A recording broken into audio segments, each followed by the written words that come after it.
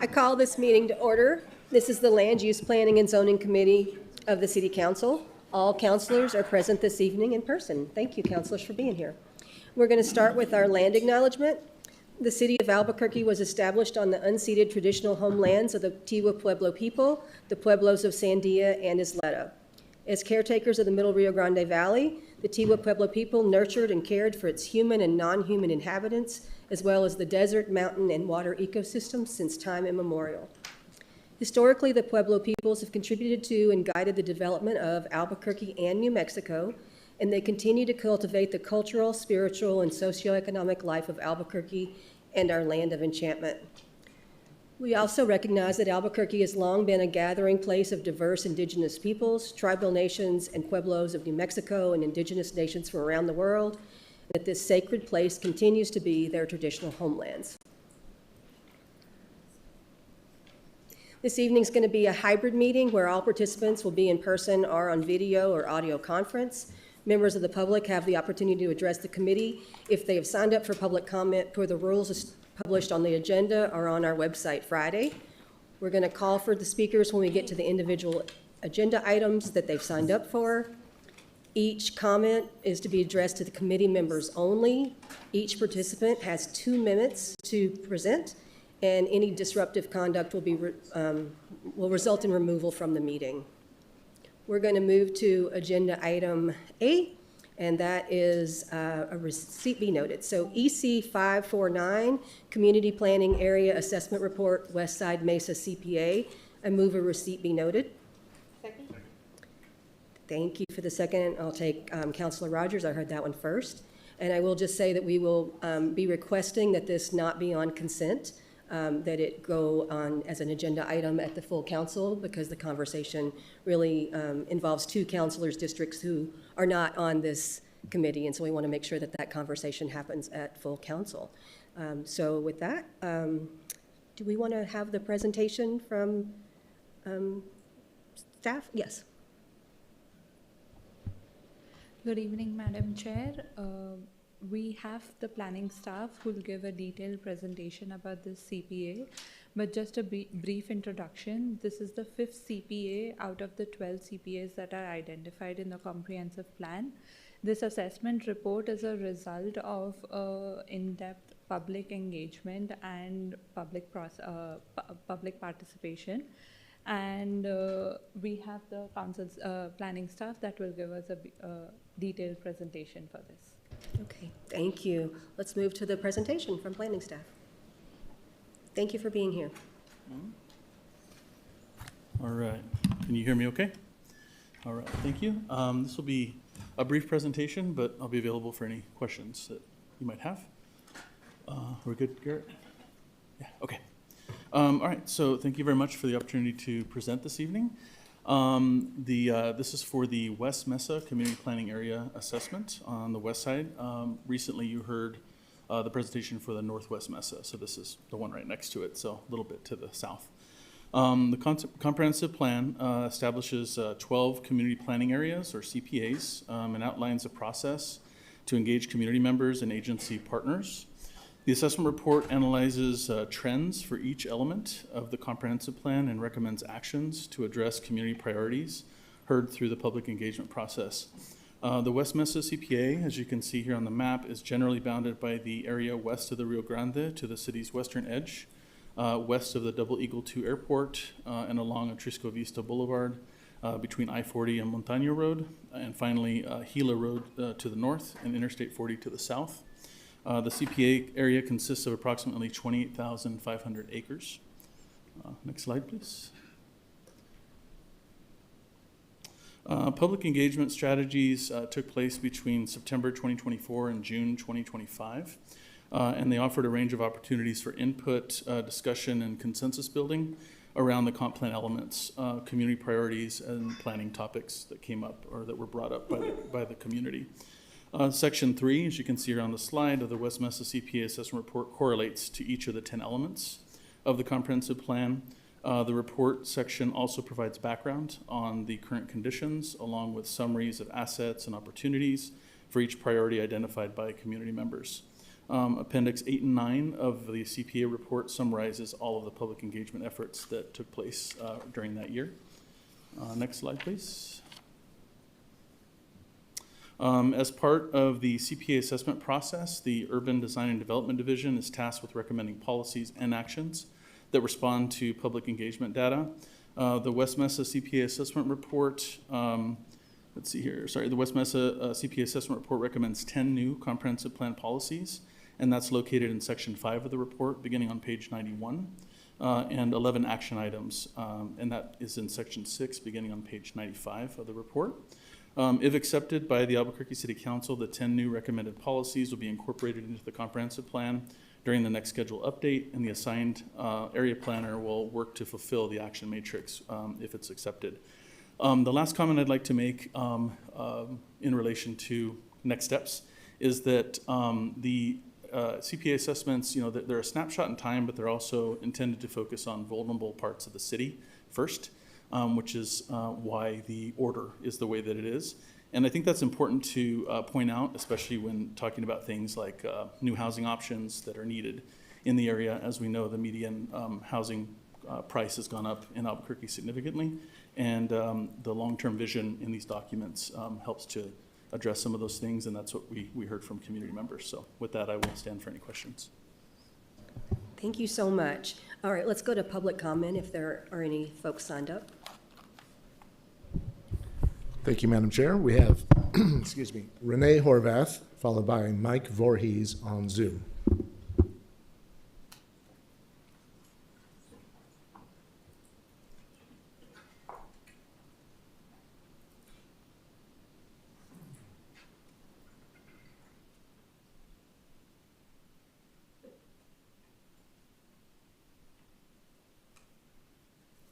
Good evening. My name is Renee Horvath. I live on the west side, and I'm in Taylor Ranch, and we were involved in this CPA for the Northwest Mesa and the West Mesa. So I think we put a lot of time into it, and we appreciate the dialogue we had with the planners, and we gave them a lot of photos to indicate what's really special out there. Because we do have our open space, our bosque, the petroglyphs, the views, the design of the buildings, how they complement them that we like. But the one action item, which is in the letter that Jane sent you, the last one, number 14, was an issue. And find that real quick. And it's number 14 about, let me find it real fast. I just walked in the door. But it's about, changing, to do more options to get affordable housing. And that's not the issue so much, getting affordable housing. But what we're seeing is even tonight, when we speak on the next item at the end, on the IDO amendments, it's being used to change the zoning, which will affect the things that we value there. So number 14 was the issue that we'd like that should not be on there, eliminate it, or, reword it so it works and it doesn't impact us. So that's what I want to say. So thank you. Mike Voorhees. Hello. Thank you very much. This was a great effort. It was in stark contrast, really, from a lot of the city's processes lately involving planning and zoning, where community voices have been vilified. This was an excellent outreach effort. We appreciate all of the staff that engaged with the public and took our input. And I think it's a good report, but again, with the exception of action item 14. This seems to be that it was inserted not from the community. It wasn't on any of the boards or the summaries or the notes that were used. And we support efforts to increase affordable housing. but the rezoning of single-family homes doesn't do that. In every jurisdiction that has tried this, it's actually caused affordable housing to become less affordable. There was a recent study conducted looking at upzoned and non-upzoned properties in Nashville to see, hey, what's the result of this? Because there's been a big push in many cities to try upzoning as a way to address this affordability crisis. And what it found was it actually impacted lower income and medium income housing the worst, making it much less affordable. At the very upper end, houses that were already well beyond affordability, they did lose some property value, but that didn't improve affordability for people who were trying to get in to own their first home. So if you could take out item 14, I think you'd find that we endorse it. And again, I appreciate all the effort the staff put in on this. Thanks. Madam Chair, that concludes comment. Thank you. Thank you, Mr. Cornelius. Counselors, any questions for staff or the administration? Okay, again, we're going to send this to full council, but ask that it be a discussion item on the agenda so that the two counselors who have areas in this space have a chance to have a part of the conversation. So with that, counselors, if you are okay with move receipt be noted, raise your hand and say yes. Yes. Any opposed? All right, that passes. We'll be moving on to full council. Agenda item B, Councilor Rogers. Thank you, Madam Chair. Item B is O-25-103, amending the transit system ordinance related to major transit route network service changes to the transit route network. And I would like to first move a committee sub that is both in your iPads and printed out. Oh, yes, sorry. You need to move a do pass first. Move a do pass first. Sorry about that. Thank you. And it's seconded by Councilor Grout. Thank you, Madam Chair. I would like to move the committee sub now that we have in our iPads and in front of us. We had a chance to meet with our transit department and go through this line by line. They had some amendments to that. And we also made it clear that city councilors, when the changes to our route come to city council, we can amend and try to request some route changes.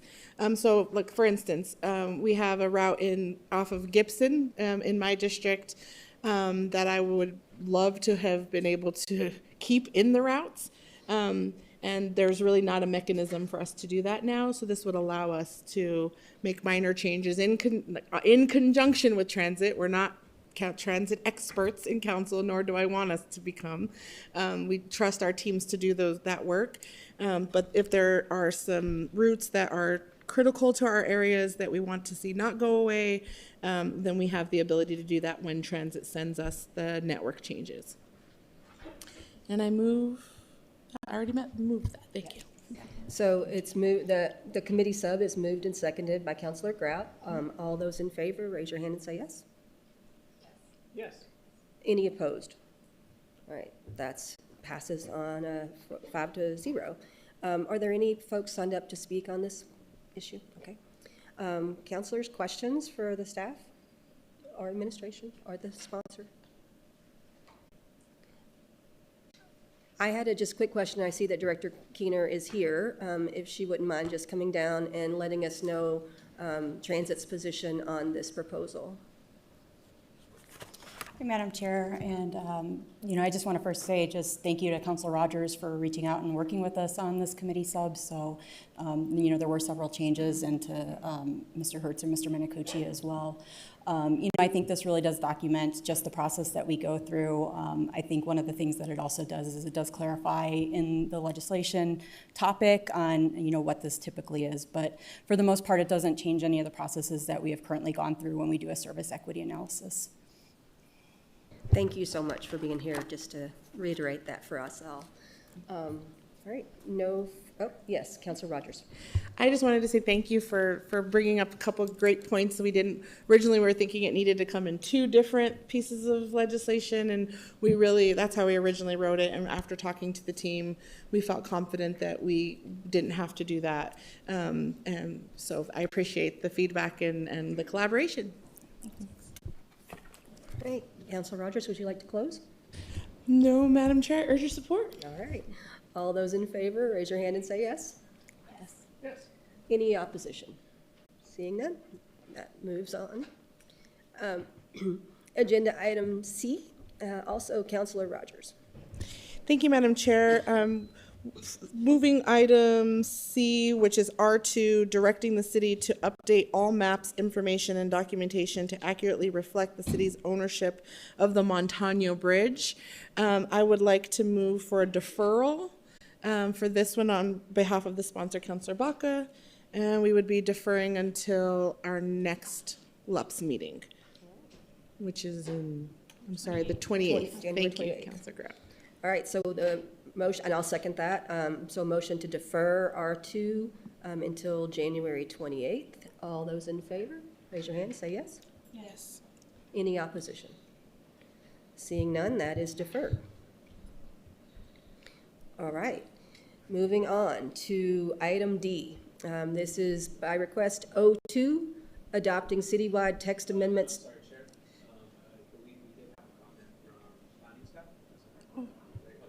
Public comment. Oh, well, let me just. I'm sorry. The deferral I thought was taken, so we have a public comment? Okay, let's go ahead and get that public comment on the record, and they can come back again next time if they wish to as well. Sorry about that. Thank you, Madam Chair. We have Annalie Desaunier to speak.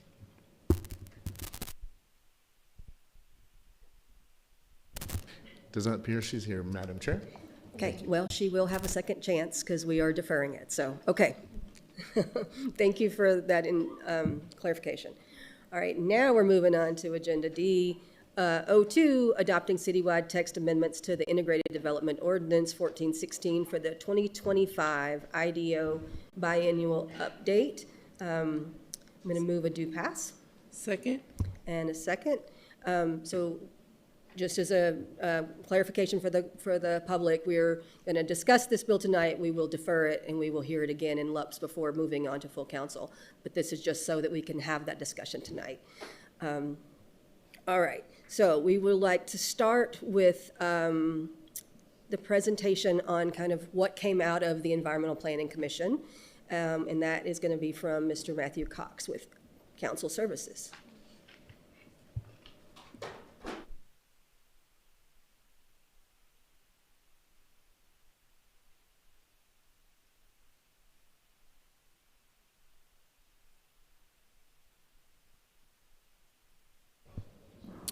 Chair, committee, sorry, just getting settled here for the long while.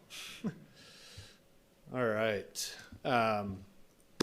Chair Feeblecorn, LUPS Committee, thanks so much, everyone. I know this was a long process. So I will be presenting on what came out of the Environmental Planning Commission from the original submittal back in October or September, heard in October. Because this is such a big lift for the city, just kind of want to say a couple things. One, IDO annual update, it was changed to biennial back in 2023. That's why we are doing it every 2 years, not every one now. This year we had 140 plus amendments, a majority coming from planning staff and other admin staff. But we also had amendments that came by request from the public, mayoral, and councilor amendments. And then just a big thank you to planning department, staff and council services. It really was the UD&D team that kind of carried most of this until it got to us. And so, yeah, just really grateful for that. To rewind back to when we started, this originally started prior to July 23rd, but really the public meetings and engagement aspect of this started July 23rd. And as you can see through this list, the planning department and council staff really went what we think is all around the city and tried to get the information out as much as possible. And so we also took requests from neighborhood associations, organizations, interested parties, whatever, and we went, presented, talked through it all, tried to create some clarity in what is a very technical and large document. So prior to it coming to LUPS, it did go to the Environmental Planning Commission for 3 different meetings. October 16th was a IDO update review, just kind of like a study session for the commissioners, just to get some clarity and try and just knock out what is already a really long meeting usually. Then they had their first kind of straw poll meeting on October 28th, where the planning department took like a temperature gauge of if this was going to fail or not and brought back an amended version of that IDO document to be fully voted on and heard November 20th. And then we are here today, January 14th, and as the chair stated, the second hearing for LUPS will be January 28th, and then the full council still to be determined. So just so people are not surprised, I will not be covering 140 plus amendments through this presentation. I appreciate the laughs. I think that's agreement. This is really going to be focused on a lot of the amendments that that we heard from the public rise up, as well as counselors and other staff, and felt we would really just focus on the substantive ones that had a real impact on the physical change of the environment. There are many amendments that are also technical in nature that really focused on lessons we learned from appeals cases in the prior year, misunderstandings in language of the intent of the language, just best practice correction, whatever it might be. And so we have, kind of gone through those prior to here. As part of the IDO annual update, we oftentimes have small mapped areas that come through as well.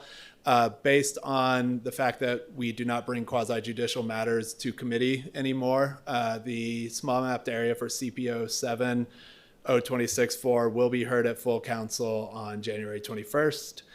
And then if I do not cover an amendment tonight, happy to answer any questions. There we go. All right. Some lightning amendments to kind of bring down the presentation and scale, but related to housing and do have a legitimate effect on our built environment. One is cottage lot size minimum. Citywide for cottages right now, we require 1 acre to develop a cottage use. The amendment would bring that 1 acre down to 10,000 square feet citywide. Currently, within urban centers, Main Street corridors, and premium transit areas, cottages are allowed to develop at a 10,000 square foot lot. And so this would just be matching that language citywide. Y'all might have seen in this past year and the image on the bottom right side of the screen, the Pew Institute came out with some nationwide research, but also focused on Albuquerque for dormitories and making dormitories permissive in the RML and MXT zone districts, which is multifamily and mixed use transitional, was an amendment that kind of came out of that research and basically allows a new flexible housing typology that does not require a kitchen for every dwelling unit, but rather a cooperative approach. And then the other in the lightning round is allowing casitas or ADUs to be attached. Why they are detached currently in the IDO is that we found it difficult to distinguish between an attached ADU and a duplex. But what you'll see tonight is that we came up with language that kind of distinguishes between a duplex and an ADU, and I will go into greater detail in that later in the presentation.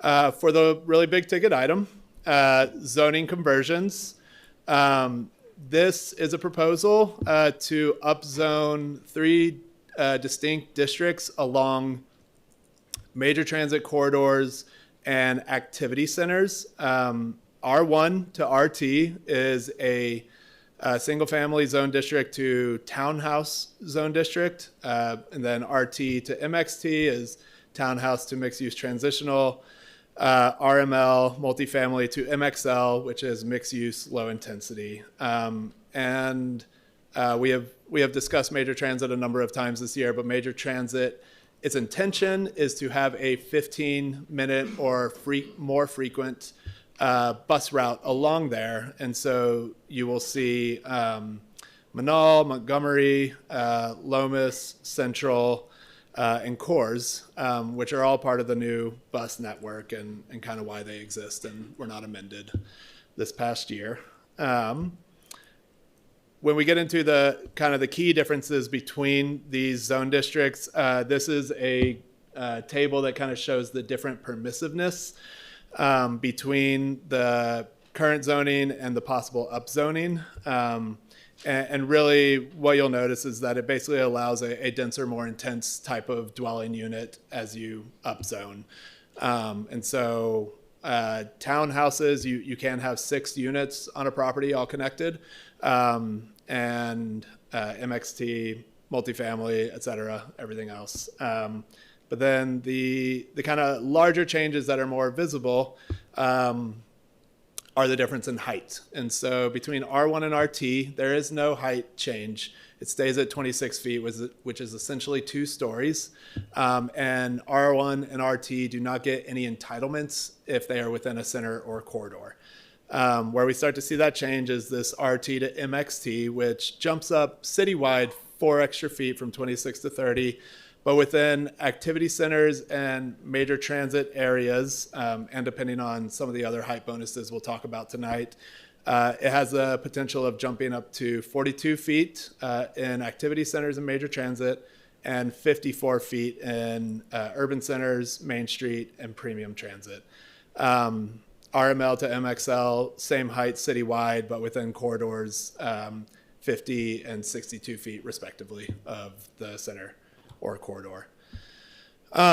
So just to address what we have heard from the public and many of y'all have inquired about, we have approached the county assessor and has confirmed some language within 736.21.2, a property tax statute in New Mexico, which basically says, is a section around the 3% cap on residential properties. And I'm just going to read it out for everyone in the audience. The value of a property in any tax year shall not exceed the higher of 103% of the value in the tax year prior to the tax year in which the property is being valued. And it goes on for some technical language. And then this limitation on increases in value does not apply to, and the language to focus in on is the subsection B. The use or zoning of the property has changed in the prior year prior to the tax year, which we can't argue that there is a potential of the elimination of a 3% cap for residential property. But to also look back at history of how this has gone in recent years for legislative zoning. Most recently, when the IDO was adopted, and then when we also allowed people to downzone for an opt-in back in 2018, property taxes did not have a lightning increase at that point. And mostly because the county assessor kind of explained their process, and really property taxes fully tied, or historically in the equation through Bernalillo County has been tied to improvements. And so whether that is a garage addition, the addition of a unit in your attic, really anything that you have to pull a building permit for, which we have a communication line between the city and the county for building permits that are tied to your deed or anything else, but we do not have a communication line for zoning districts. So while it has historically not happened, we also can't guarantee that it won't happen. Just to cover that. All right. On On to the more substantial or more complex amendments. This one's not too complex. This ultimately is an amendment that would allow duplexes within the R1 and RMC zone districts. R1 does incorporate R1A through D, and ultimately it is allowing 2 units attached in a single family zone district, where we currently allow single family detached and casitas for the most part. The next one, similar in line, but 1 extra unit, is allowing townhouses to be permissive within the R1 zone district. R1 and RA, it does, or not RA because townhomes are not allowed there. In the R1, but also adjacent to RA, you are limited to 3 units, whereas elsewhere where townhomes are allowed, you can have up to 6. And so that's kind of the one cap that remains through this amendment. But dwelling townhouse, they come in all shapes and forms, as the picture shows. It can be the cottage courts you see in some of our historic areas, or some of the new development, but ultimately sharing a party wall to connect them all. Where duplex and ADU kind of intermingle is this amendment, where it is proposing to allow accessory dwelling units attached to the primary structure on the property. And so, as you can see in the image, there's various ways you can attach an ADU. But ultimately, this was a desire, one, to allow people to take advantage of unusable or unused space in their house, or garages that may already be attached to their home. Now, the kind of the devil in the detail around this is a few different changes.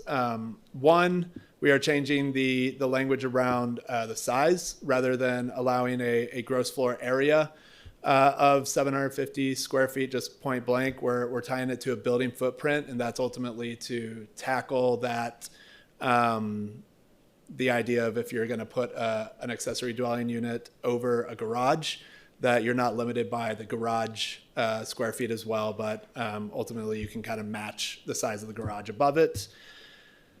Oh, going too fast. And now the difference between duplex and ADU ultimately is that 750 square feet. If it is attached ADU, it has to be 750 square feet or less. If it's over 750 square feet, we're going to determine that a duplex. Really quite simple, but that was kind of how we came over that hump of the detached and attached concern. All right, safe outdoor space. This was an amendment between the mayor proposed an amendment and Councilor Rogers. And really what this did was, what came out of EPC was that we are going to keep the 2-year limit on safe outdoor spaces with someone able to renew that 2-year limit every 2 years for an extension. The other difference is increasing the size of the separation size of safe outdoor spaces from 10 to 20 spaces and 15 to 30 occupants. Currently existing within the IDO, it says any safe outdoor space with 10 spaces or 15 occupants has to be at least 660 feet away from another safe outdoor space. And so this is just increasing that size limit. The other amendment that made it through was also removing permanent plumbing requirements. So you can have porta potties or portable showers rather than having to hard plumb something in. And then the management plans were the other piece that made it through, where if you have 20 spaces or less, You have to have on-call support from 8 a.m. to 5 p.m. Monday through Friday, and larger than 20 spaces, you're going to have 24-hour on-call support, and that has to be made visible or available to the public, residents, and put on the HHH, or Health, Housing, and Homelessness Department site. And then on top of this is the requirement of 3 different types of supportive services. Also included in that is income support services. And so there's a list of about 10 within the Redline IDO of mental health services, substance abuse, workforce development, et cetera. We had some questions from multiple counselors as to currently where safe outdoor spaces are allowed. And so what this map is showing is in green, where safe outdoor spaces are conditional or permissive, and red is that buffer from residential zone districts, the 330 feet. And so, yeah. All right, the next kind of multi-pronged one are bodegas or tienditas, which, again, Councilor Rogers and the mayor had a vendetta against each other, and I'm joking, sorry. I'm lightening it, yeah. But basically, 2 very similar amendments going through, and the mayor won out on this one in some ways. But basically what bodegas and tienditas are looking to do, and it is nicknamed bodega and tienditas. In real life, you're going to find the use-specific standards under dwelling, live, work, general retail, and grocery store. And this is really focused on corner lots within residential zone districts. And so, as you can see by the table, dwelling, live, work would be permissive within R1, RT, and RML on corner lots greater than or equal to 5,000 square feet. Basically, when you picture a live-work scenario, everything that is permissive currently within live-work would be if you're a chiropractor and want to have an office in your house. If you are a jewelry maker and want to sell jewelry outside the front. But we also, through this, added retail, grocery, and restaurants. What I want to ensure to everyone is that liquor sales, nicotine, and cannabis are not allowed within dwelling, live, work, and could not be used or located in this area. And also, for everyone's understanding, nicotine and liquor sales and cannabis are all separate uses within the use table, and so they have to be permissive within whatever zone district the use table currently allows for them. So then for general retail, permissive within residential zones on corner lots with collector or arterial streets, which are essentially streets that we have a certain amount of traffic volume on, generally the larger ones.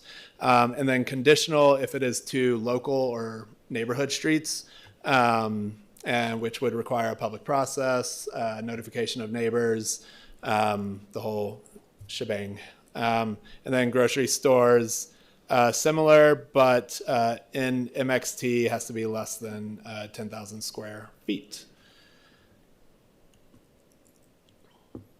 And just to kind of show what the use table looks like, it changes or adds permissive into a number of different zone districts and changes it from conditional to permissive in a couple. But you'll also have to go to the use-specific standards for each of those uses to see the particular rules that I just went over in the prior slide. All right, so the next change tied to centers and corridors for residential zone districts would be the increase in height for RML and RMH. As a reminder, RML is multifamily, and RMH is our most intense residential zone district, as can be seen by the height allowance below. And so essentially within activity centers and major transit, they get a height bonus up to 50 and 60 feet. and that is the cap is 50 and 60 feet, not added 50 feet.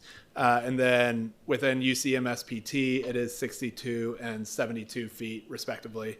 But then included in this are bonus heights for workforce housing and structured parking, which can be seen on the bottom right, which is 12 and 24 feet for the different zone districts. A similar amendment for mixed use zoning districts across the board, MXT to MXH.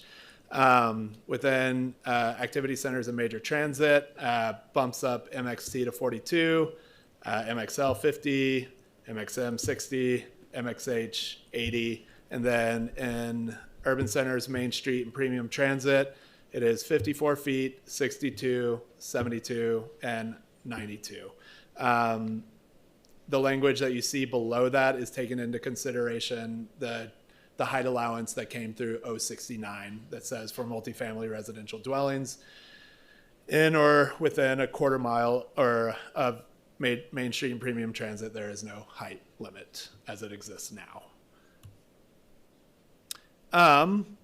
The next change is kind of a consolidation of the R1 zone district. Currently, R1 is broken down into 4 different subzones, R1A through D.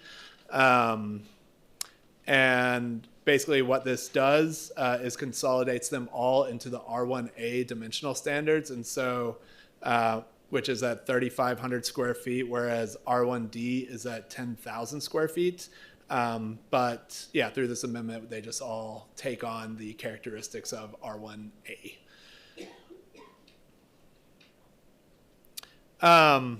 Okay, so kind of a lightning round of parking minimum changes as well.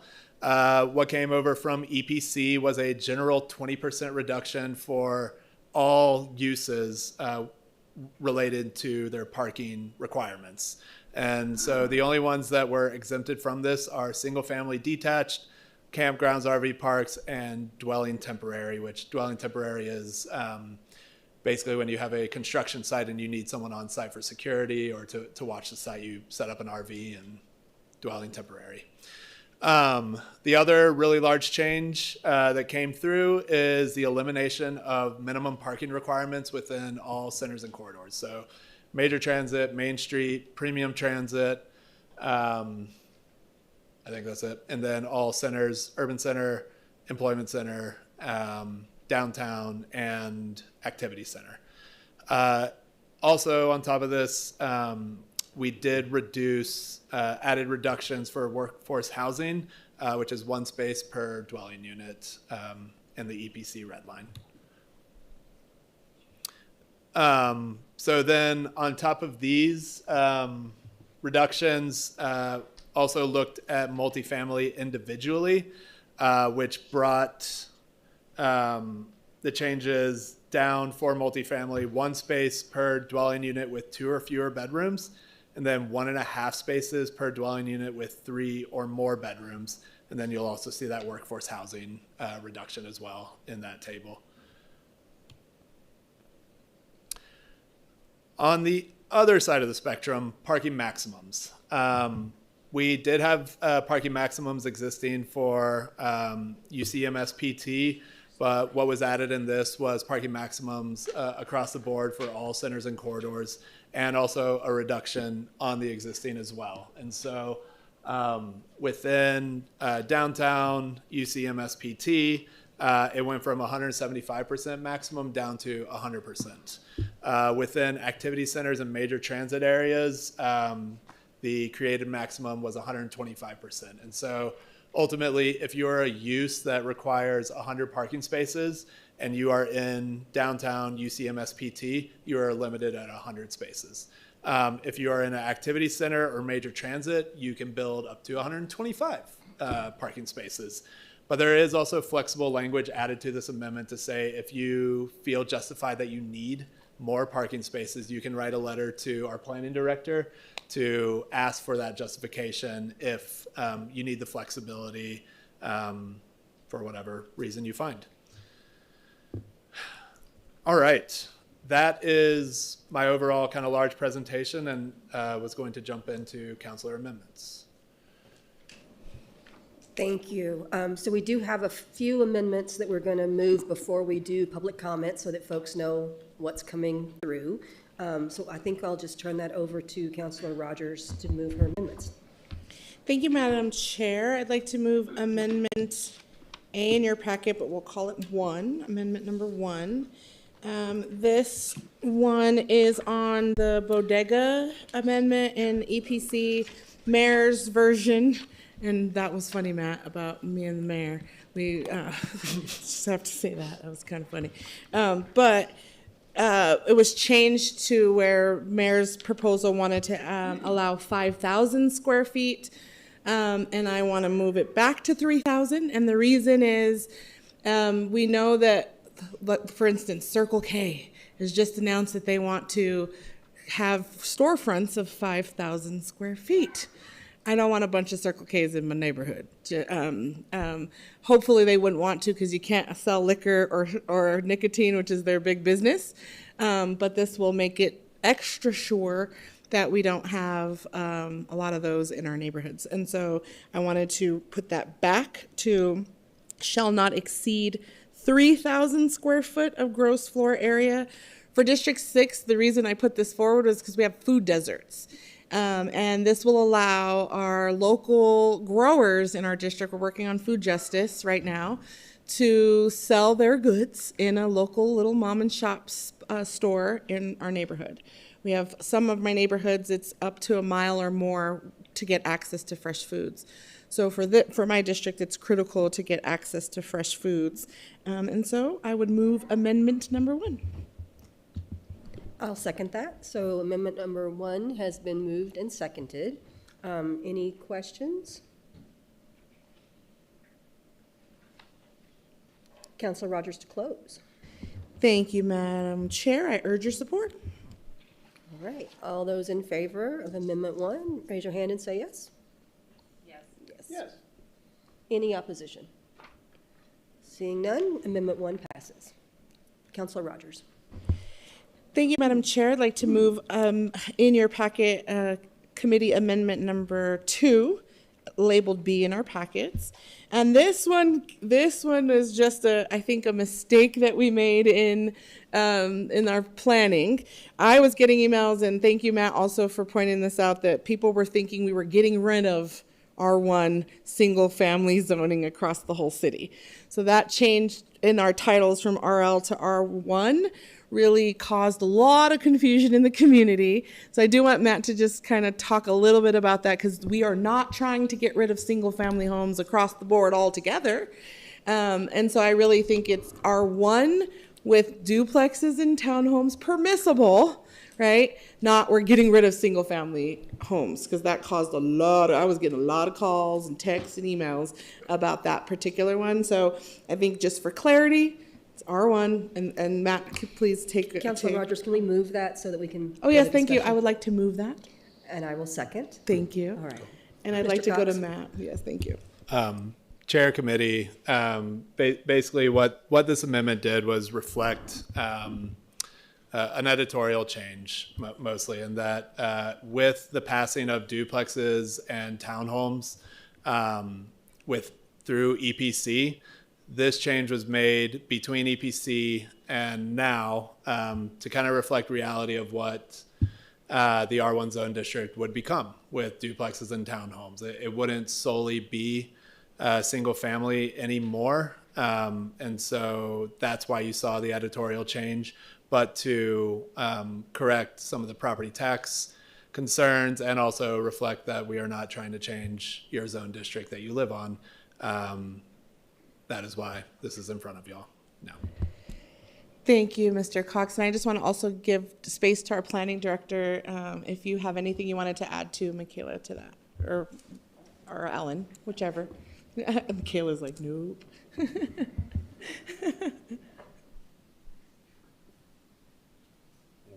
Committee chair and councilors, the planning department supports this semantical correction. Thank you. Any questions, councilors? Council Rogers to close. Thank you, Madam Chair. I urge your support.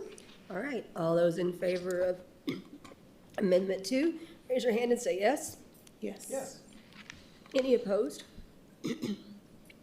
That passes. Councilor Rogers? Thank you, Madam Chair. Next one is Amendment C in our packet. I'll label it number 3. Again, this has come out of our food policy program that we have in District 6 around access to fresh foods, and we need some more options for community gardens. And so this amendment would make community gardens permissive in the NRLM and NRGM zone districts, and I urge your support. Moved and seconded by Councilor Champagne? Was that a second? Oh, that was a question. I'll second it, so we can get discussion. Councilor Champagne? Thank you, Madam Chair. I just need clarification of what NRLM and GM are. Mr. Cox. Mr. Cox? Chair and committee, NRLM, and if I botch this, I will look at the planning department, but is non-residential limited manufacturing, and GM stands for general manufacturing. And frankly, I just don't know why it's conditional in those locations because it is permissive everywhere else. And so I don't know the backstory as to why. Yeah. Thank you, Madam Chair. Mr. Cox, can I get an example of these two zones? Madam Chair, we have James Aranda, I think, is here to talk to. Mr. Aranda? Madam Chair, councilors, it's actually light manufacturing, general manufacturing. We have no opposition or angst against it. I just wanted to correct the record. Thank you. So can someone give the example that Councilor Champagne asked for? Chair committee, give me just a moment.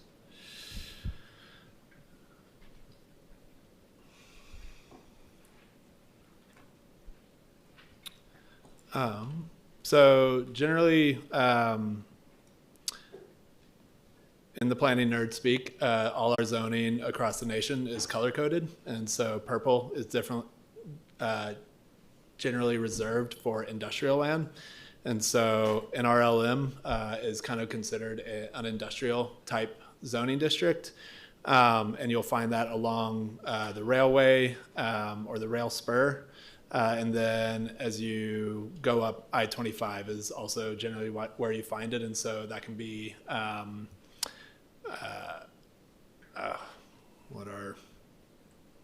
me find the uses too.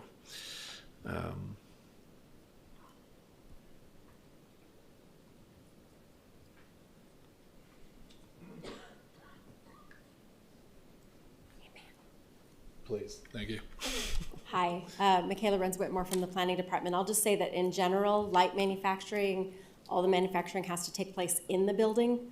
General manufacturing, some manufacturing can happen outside. So a cement batching plant would be general manufacturing. Anything that's produced inside a building, light manufacturing. Thank you. Perfect. Madam Chair, Mr. Cox, the map was actually really helpful. Can I see the GM on the map then? Yes.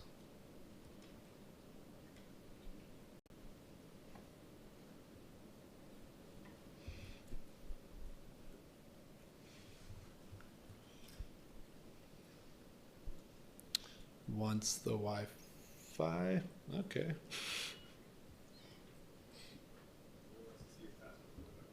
I know, I'm like, making me feel like a teenager again. I just gotta find it now. As you can tell, we are limited in our manufacturing or industrial land. But so here is in our GM, and as Ms. Renz-Whitmore stated, a lot of the activity is outside structures. Mr. Cox, can you zoom out? So the LM is the purple.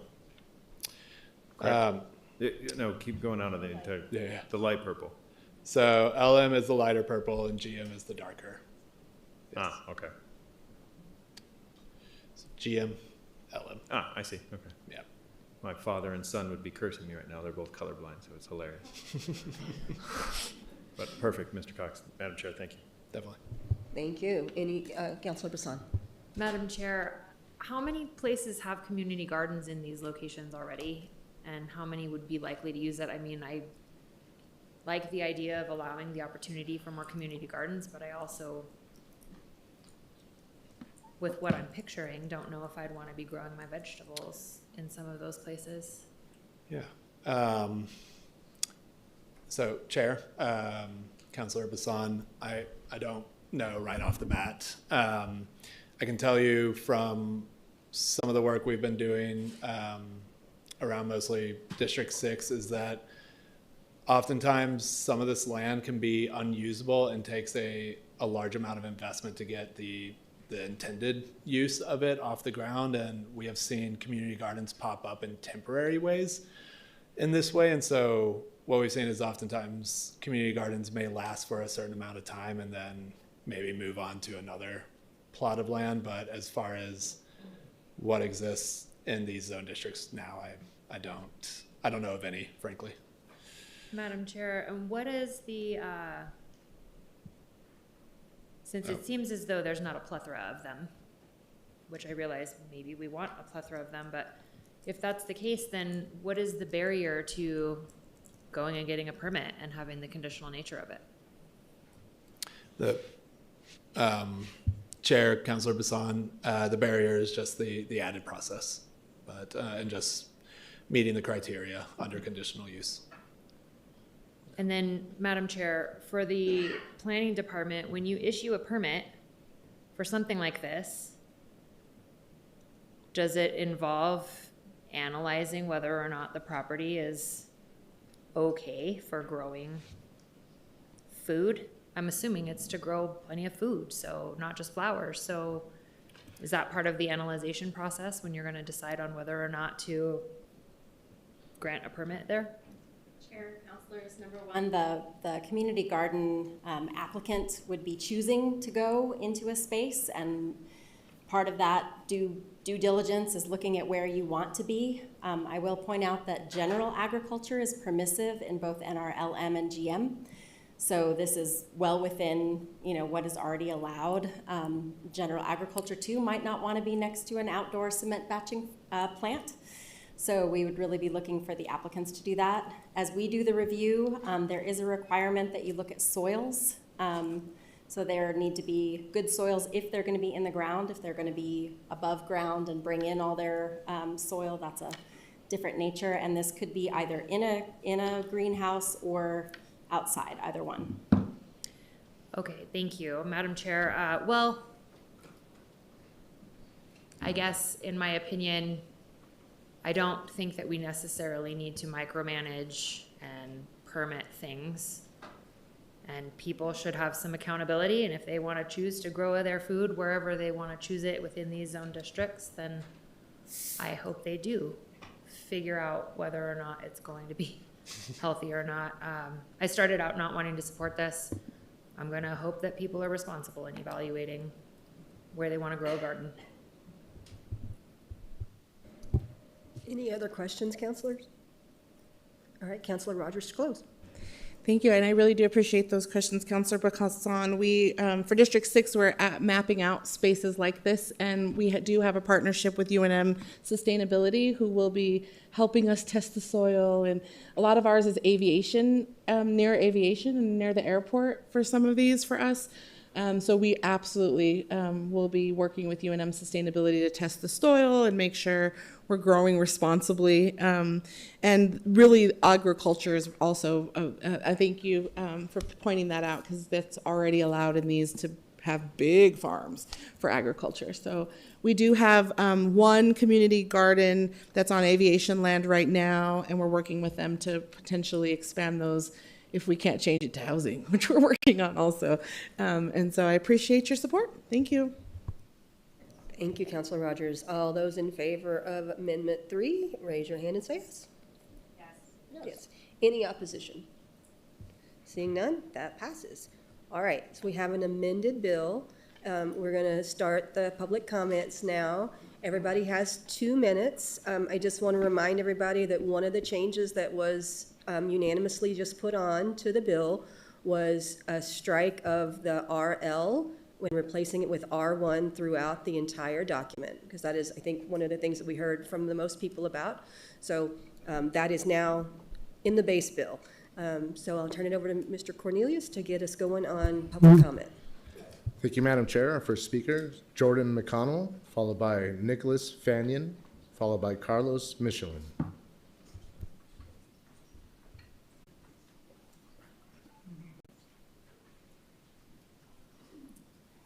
Hi, good evening, Madam Chair and Councilors. My name is Jordan McConnell. I am speaking just for myself in strong support of 0262.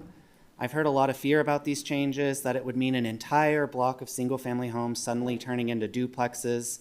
That's just not what the market shows happening in cities that adopt these reforms. Even in high-demand markets like Portland, Oregon that adopted this, the changes are very gentle. Wholesale change doesn't happen. What does happen is more access. Abandoned or underused lots near transit find new life. Young families have options. Seniors can downsize without leaving their neighborhoods. Realtors can make transactions. Local builders can compete. These are changes that would reinforce our MRA zones. I think of East Central as an example, where empty and abandoned lots currently attract disinvestment. Here in New Mexico, research from the New Mexico Home Builders Association show that every 100 new homes creates 500 jobs and generates $8.7 million in gross receipts tax. That's $60,000 per home in the first year. These aren't abstract benefits, they're real economic activity for our city.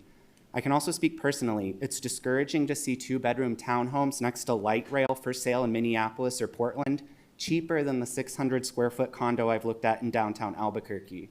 That's a signal that something we're doing here is not working. Cities that make these reforms aren't just keeping young people and professionals, they're attracting them. I just toured Las Cruces after it's passed these reforms. The difference is striking. The city's open to neighbors, businesses, and ideas. And no, despite citywide zone changes, homes there were not reassessed or stripped of their 3% cap. What did change was choice. And that's the powerful thing about this legislation. Beyond just the affordability effects to improving homelessness or safety, it makes us welcoming, a place people want to stay, build their families and their businesses. After years of input, we've asked for these changes. Many of us supporting this want our city to make space for us and our loved ones. Voting yes on this legislation does that. Thank you for your time. Nicholas Fanyon, followed by Carlos Michelin, followed by Michelle Gaidelis. Hi, my name is Nick Fanyon, and I moved to Albuquerque 4 years ago to be closer to my wife's family. I live in Hooning Highlands, and I'm on the board of our neighborhood association. Our board submitted a letter of support for the IDO amendments allowing gentle density and neighborhood retail citywide. But tonight I want to talk about why I support these amendments as an individual. When my wife and I initially moved here, we moved to Park Plaza, a 14-story residential building at 14th and Central. It's the tallest residential building in New Mexico. Renters and condominium owners live there, and directly across the street are single-family homes and the desirable Huning Castle neighborhood next to Albuquerque Country Club. The way I've heard some detractors talk about these amendments, they make it sound like due to my 14-story building, there should have been crime, vice, or corporate takeover of the neighborhood, or somehow all those things at once. It hasn't happened, and Park Plaza and its 130 homes are still illegal to build today, and they still will be illegal to build with these amendments. These amendments are modest and legalize small buildings like duplexes and townhomes. There are still height restrictions, including solar right restrictions. It's important for these changes to apply as widely as possible. When upzoning changes apply only to specific neighborhoods, they bear the brunt of new development. This can lead to less affordable housing in those upzoned neighborhoods, like has been seen in cities like Nashville. I encourage the councilors not to water down these amendments further. They are already a compromise. My wife and I were thankfully able to find a place of our own to own in Huning Highlands. Not everyone is so lucky. I want my peers to have the same opportunity my wife and I have, and that means more housing choice in more places in Albuquerque. I'm encouraged that my neighbors agreed, and I decided to endorse these amendments. Thank you. Carlos Michelin, followed by Michelle Gaidelis, followed by Louis Sutherland. Madam Chair, councilors, my name is Carlos Michelin and I live in District 2. I'm here to ask you to adopt the proposed IDO updates, all of it. Put simply, the package before you would legalize gentle density. If you want to know what that looks like, I invite you to come to and walk my neighborhood, Huning Highlands, which developed naturally before we had these extremely restrictive zoning laws. We have a beautiful mix of low-density archetypes, single-family homes, duplexes, and courtyard apartments. This is what makes it such a beautiful and walkable neighborhood. And the invite is serious. I'll walk it and show it to any of you guys. Madam Chair, these updates are both modest and transformational. They are modest at the neighborhood level, where it will re-legalize gentle density that fits right into existing neighborhoods. But at the same time, it's transformational because small changes scaled citywide, a duplex here, a casita there, scales up and can make a real change on our housing shortage. We've seen it happen in cities across the country, and even here in New Mexico. Cities are choosing to make homes legal to build again, are seeing results in terms of housing affordability and rental stabilization. Las Cruces, only 1 year after adopting similar pro-homes reforms, is already seeing the price of homes stabilize. The package before council was developed by professional city planning staff, shaped through extensive public input, recommended by the EPC, and reflects best practices nationwide. I hope you pass these reforms that have been through a lengthy process and reflect what we know works. Thank you. Michelle Gaidelis, followed by Louis Sutherland, followed by Patrick Martin. Good evening. My name is Michelle Gaidelis, and I'm here to speak in support of the proposed IDO amendments. Every company considering expansion asks, where will my people live? Without adequate housing, jobs go elsewhere and growth stops. Albuquerque faces a shortage of roughly 30,000 housing units by 2040. This forces young families to drive until they qualify, moving farther out, eroding quality of life, adding to gridlock, and draining vitality from our core. Some will call these changes radical, but what's truly radical is telling families they can't build an ADU for aging parents or preventing a widow from converting her too large home into a duplex for supplemental income. Not everyone wants or can afford a single-family home. Empty nesters want to downsize without leaving their neighborhoods. Young professionals want walkable areas without yard work. Seniors want less maintenance, not isolation in oversized houses. These aren't experimental ideas. This is how neighborhoods naturally evolved for generations before we outlawed it in the 1950s. We're not proposing something new, we're returning to what worked.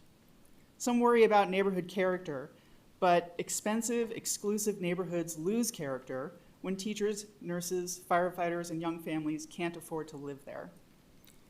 Real character comes from economic diversity, from multi-generational households, from grandparents living near grandchildren, and yes, from corner bodegas with cats that judge you while while you buy your morning coffee. Cities like Minneapolis, Austin, and Denver face the same choice we face today. They chose to let their families make their own decisions about about their own property. Their economies strengthened, their downtowns thrived, and young people actually stayed. If we don't act now, we're not preserving anything. We're pricing out the next generation. We're telling our own children and grandchildren they don't belong in the city that they grew up in. And that's not the Albuquerque I want to leave behind. I urge your approval. Thank you. Louis Sutherland, followed by Patrick Martin, followed by Brian Dombrowski. Hello, Madam Chair and council members. My name is Louis Sutherland. I'm a homeowner in District 7. Shout out to the chair. I'm here today to express my wholehearted support for the proposed amendments in the IDO. I'm extremely happy to and excited they have made it this far, and I ask that you vote to approve them with recommendation. Voting yes will bring variety and, dare I say, character to our neighborhoods. These proposed changes are smart, well thought out, and in a pragmatic way of bringing infill to our city. let empty nesters modify their home to allow a new young couple into the neighborhood, allow a small local builder the opportunity to design and construct a beautiful cottage court, and allow more options for people who simply want to downsize. More duplexes, townhomes, cottage courts, condos, tienditas, casitas, and yes, even single-family homes are needed in Albuquerque. So please vote yes for variety, infill, and roofs over our heads. Thank you for your time. Patrick Martin, followed by Brian Dombrowski, followed by Brandon Cottle. Madam Chair, City Council, my name is Patrick Martin. I am a hopefully soon to be a townhome owner in District 6, but I'm usually speaking with you all as a transportation advocate. And I am going to do that here today as well. I first want to reflect on the Transit Advisory Board, of which I'm a member, our unanimous support for these IDO updates. But I also want to bring the bicycle advocacy perspective for this. Our IDO has limited flexibility in it, but the flexibility that it has is really centered around transit infrastructure. Where we have a high frequency and where we have premium transit services, we allow different uses in our land use. What is missing is that there's not much accommodation for bicycles in there.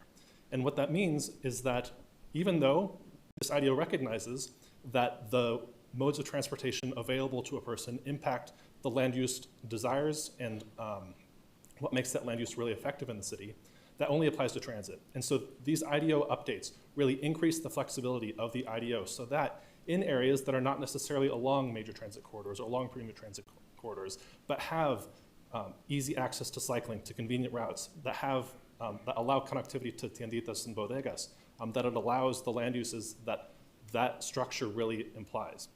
And moreover, bicycle infrastructure is really informal. We have our transit lines and we go through these big processes to put them down on the ground. But with bicycle infrastructure, each time we put in a bike lane, we're not going to come back here to update the IDO to allow the concessions and the bonuses that that land use would imply. It's simply these IDO updates allowing people to really look at, okay, what transportation options do I have here? What transportation options am I looking for? Not just transit, but also bicycles. Can I get the land use around that that really suits my needs? And so I urge your support for the IDO updates. Thank you. I'm sorry, hang on. Mr. Martin, did you say that the Transit Advisory Board had passed a resolution in favor Yes, of this? we did. Would you mind forwarding that to the counselors? Because I did not get that, and I think it'd be helpful for us in our deliberations. Thank you very much. Brian Dombrowski, followed by Brandon Cottle, followed by Michael Devin. Hello.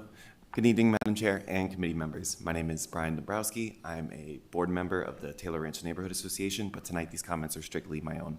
I'm a homeowner on the west side in District 1, and something I really treasure about my neighborhood is the walkable destinations. I can walk to the barber, I can walk to my eye doctor, and I can walk to the dentist. And I hate the dentist. And it's great because as I walk, it's only 5 minutes. I don't have to sit in traffic. I don't have to wait for the bus. I don't have to worry about finding a parking space. I can meet my neighbors as they're out of their mailbox or as they're watering their garden. I can ask them if their grandkids are coming to visit again this summer. I can see if they've met the newlywed couple that just bought a house on our street. And I can ask them, did you know how quickly the city fixed the water main break the other night? They were here in an hour. We actually get to chat, and I really get to connect with them, and I really get a sense of my community that I don't really get when I travel by car, and all I can do is a brief wave as they pass by. But not every trip is walkable, and certainly not in many parts of the city. For me, the trip for groceries and everyday items without owning a car is not feasible, having to cross Coors Boulevard. And for pretty much everyone in my entire neighborhood, walking to the grocery store is not an option.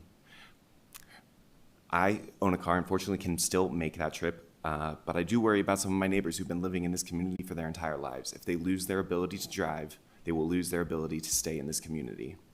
By bringing small-scale and mixed-use development alongside bodegas and tienditas back to our neighborhoods, where for generations they were cultural pillars of community and business, we have a chance to reaffirm our connections with our community and become a stronger and more resilient Albuquerque. Please give this item a due pass recommendation to full council. Thank you.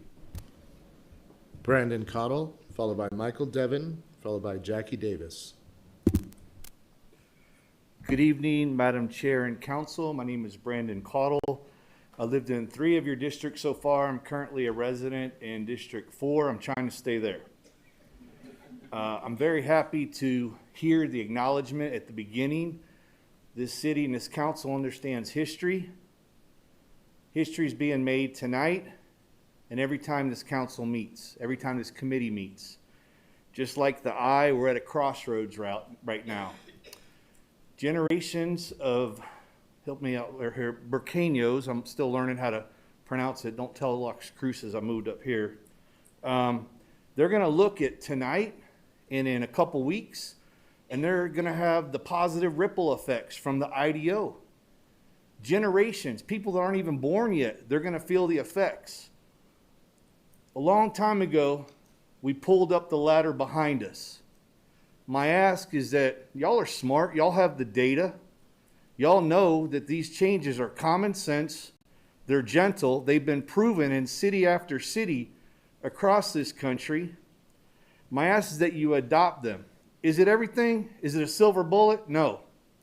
But it's going to help my neighbor's kids who are adults and work multiple jobs and can't move out on their own. It's going to help the unhoused veterans that are close to me.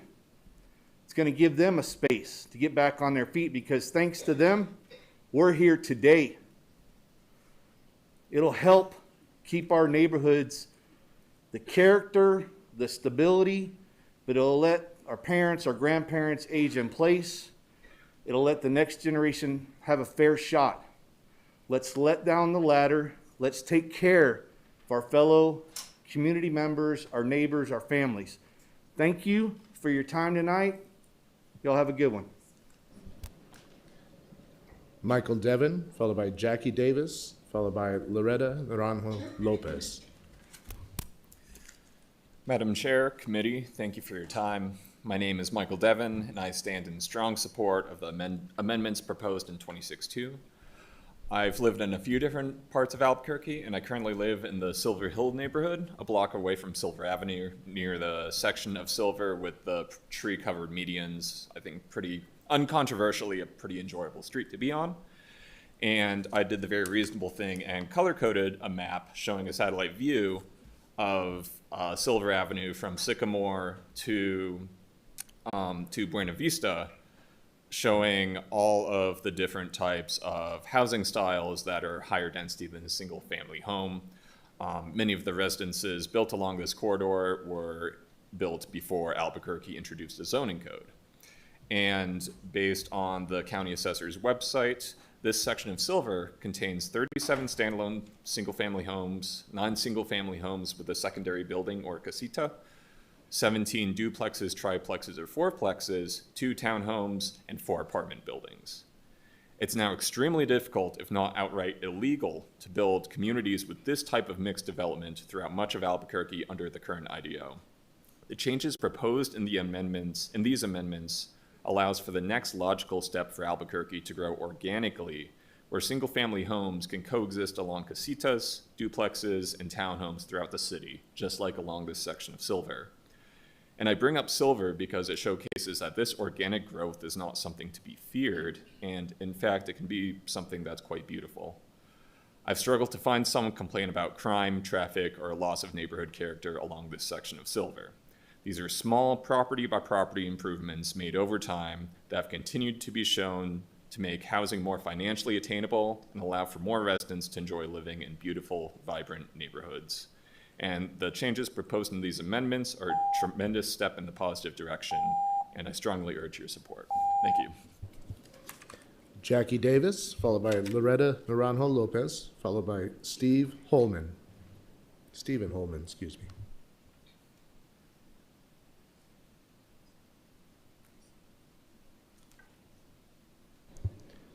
Loretta Naranjo Lopez, followed by Stephen Holman, followed by Aaron Hill.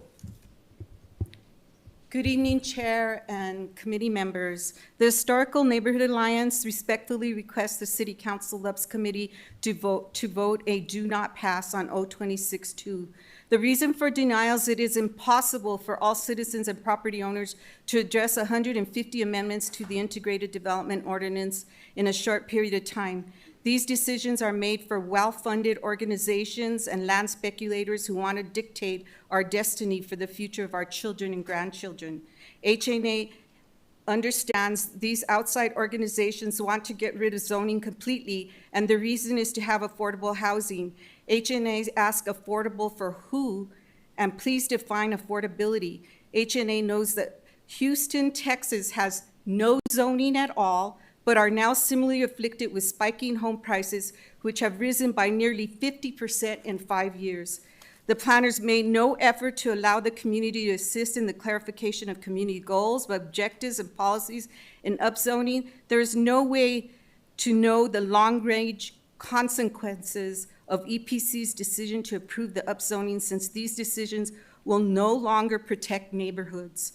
Well-educated and trained planners know that planning is about allowing the community to determine their own destiny, and zoning is a regulation to protect the health, safety, and general welfare of the citizens. The Albuquerque-Bernalillo County Comprehensive Plan is required to preserve and protect historical neighborhoods. If the language is not strong enough to protect us from land speculators, then city planning department needs to work with the community to address those flaws so the historical neighborhoods are not gentrified. HNA recommends the City of Albuquerque Planning Department to meet with all neighborhood associations to begin educating the community on the citywide text amendments recommendations and provide time for community to give their own recommendations. Property owners have a vested right to have their properties protected from land speculators. Thank you for the time. Stephen Holman, followed by Aaron Hill, followed by Joseph Greenwood. Hello. Tonight you're going to hear from the politicians through their puppet organizations. These organizations have their people ready, have been giving classes to prepare and humanize their stories for you tonight. You received the petition with 832 signatures from everyday residents in opposition to this, which far outnumbers those in this room. You've been sent studies on how this gentrifies and has little or no effect on housing costs. Removing one amendment, by the way, that was illegally added by planning, that would rezone the entire city, does not offset the harmful ones that are still within the IDO. This still rezones thousands along mass transit corridors. They will see tax reassessment due to the zoning change and due to the increase in value of improvement. Many will be priced out despite the fiction from the .org shills that are citing Las Cruces. Look at the mass transit zones and how they avoid the most affluent neighborhoods and target working class, non-white, and historic communities. This is targeted gentrification begging for a class action. The city has 125,000 pre-platted lots for housing. There's millions of square feet in abandoned office and retail space for housing. Middle housing is not banned, as the .org grifters lie about. You just have to follow process and planning, notice, and community input under the law. These people want to remove the process. Remember what is at risk: forced rezoning on those transit corridors, removal of community notice, input, and self-determination, no guarantees against private equity or developer price speculation, no mandated affordable housing of any kind, no planning or water or environmental impacts, no measures against apartment rental ownership by major investment corporations, no protection for low-income tenants, and no impact studies on racial inequity. Who can afford hundreds of thousands to convert housing? Not everyday citizens. Who benefits with $14.2 billion in property values to exploit for profit? The EPC said the quiet thing out loud: let the developers build what they want. Don't sell out Albuquerque. Aaron Hill, followed by Joseph Greenwood, followed by Tyler Richter. Good evening, Chair, Councilors. I am Aaron Hill, a transportation planner, here to give comments on behalf of the Mid-Region Metropolitan Planning Organization, in addition to the letter we submitted earlier this week. I've come to speak in strong support of the proposed amendments to the IDO, such as those that enable a greater amount and diversity of housing, increased opportunities for neighborhood retail, and reduced community members' needs to drive for daily necessities, and to allow for increased density and walkability in the areas of our region that can most support it. Our region is currently experiencing a major shift in demographics. While Albuquerque's metropolitan area is not experiencing much population growth, our region is nevertheless experiencing a housing shortage due to a rising number of single-person households. Specifically, per the US Census, 37% of households in the city are single-person households, a much higher rate than in decades prior. This is due to a mix of factors, such as our aging population and fewer households choosing to have children. The result is that there is a drastic need for more housing units, as smaller average households require more housing units to provide for the same number of people. To support our changing demographics, our region will require a far larger number of homes than currently exist. Without amendments like these today's, building that many homes would require more roads, more utilities, more subdivisions, more public services and retail centers, and more highways. This will create massive burdens on our transportation system in both new construction and new maintenance, as well as potentially worsening commuting times and increasing the distance residents must travel for their basic daily needs. The amendments put forth today would allow the worst of these burdens to be eased by channeling development into the areas of Albuquerque most able to support it, with pre-existing infrastructure, walkable neighborhoods, and nearby opportunities for jobs and services. Failing to adopt these changes will not prevent strain on our system, but force them into the areas of our city most unable to handle them. Thank you. Joseph Greenwood, followed by Tyler Richter, followed by Eleanor Walther. Good evening, Madam Chair and councilors. My name is Joseph Greenwood. I'm a resident of District 2, and I've lived in multifamily housing for almost my entire time in this city. From duplexes and quadplexes in University Heights to my current small apartment in West Downtown. Cities like Portland and Austin, which have allowed significantly more middle housing to be built, are currently seeing dramatic drops in cost and rental prices, beginning to approach down towards those of Albuquerque. When we consider the economic growth, ample jobs, and affordable housing in these cities, is it any wonder that so many UNM graduates pack their bags for places like these? Furthermore, young families who are stuck renting and looking to build equity desperately need the options that middle housing offers. They deserve the dignity of being able to own a starter home, which is severely lacking in our market. This affects seniors as well, like empty nesters who no longer need their 3-bedroom home and want to downsize to smaller options. My own father was affected by this, finding that most homes on the market were too large and too expensive for his needs. I love Albuquerque. It's a city all of us here want to remain in. To fully realize such requires passing these amendments if we are to bring down housing costs and provide dignified choices for current and future generations. Allowing more housing and mixed-use zoning will also act as an economic stimulus, creating jobs, and allowing local businesses and local home builders to enter the market. I ask you, please vote your conscience. Vote for equity. Vote for economic growth. Vote for the future of the city for all generations. Please pass all of these amendments. Make duplexes and townhomes permissive in all R1 zoning.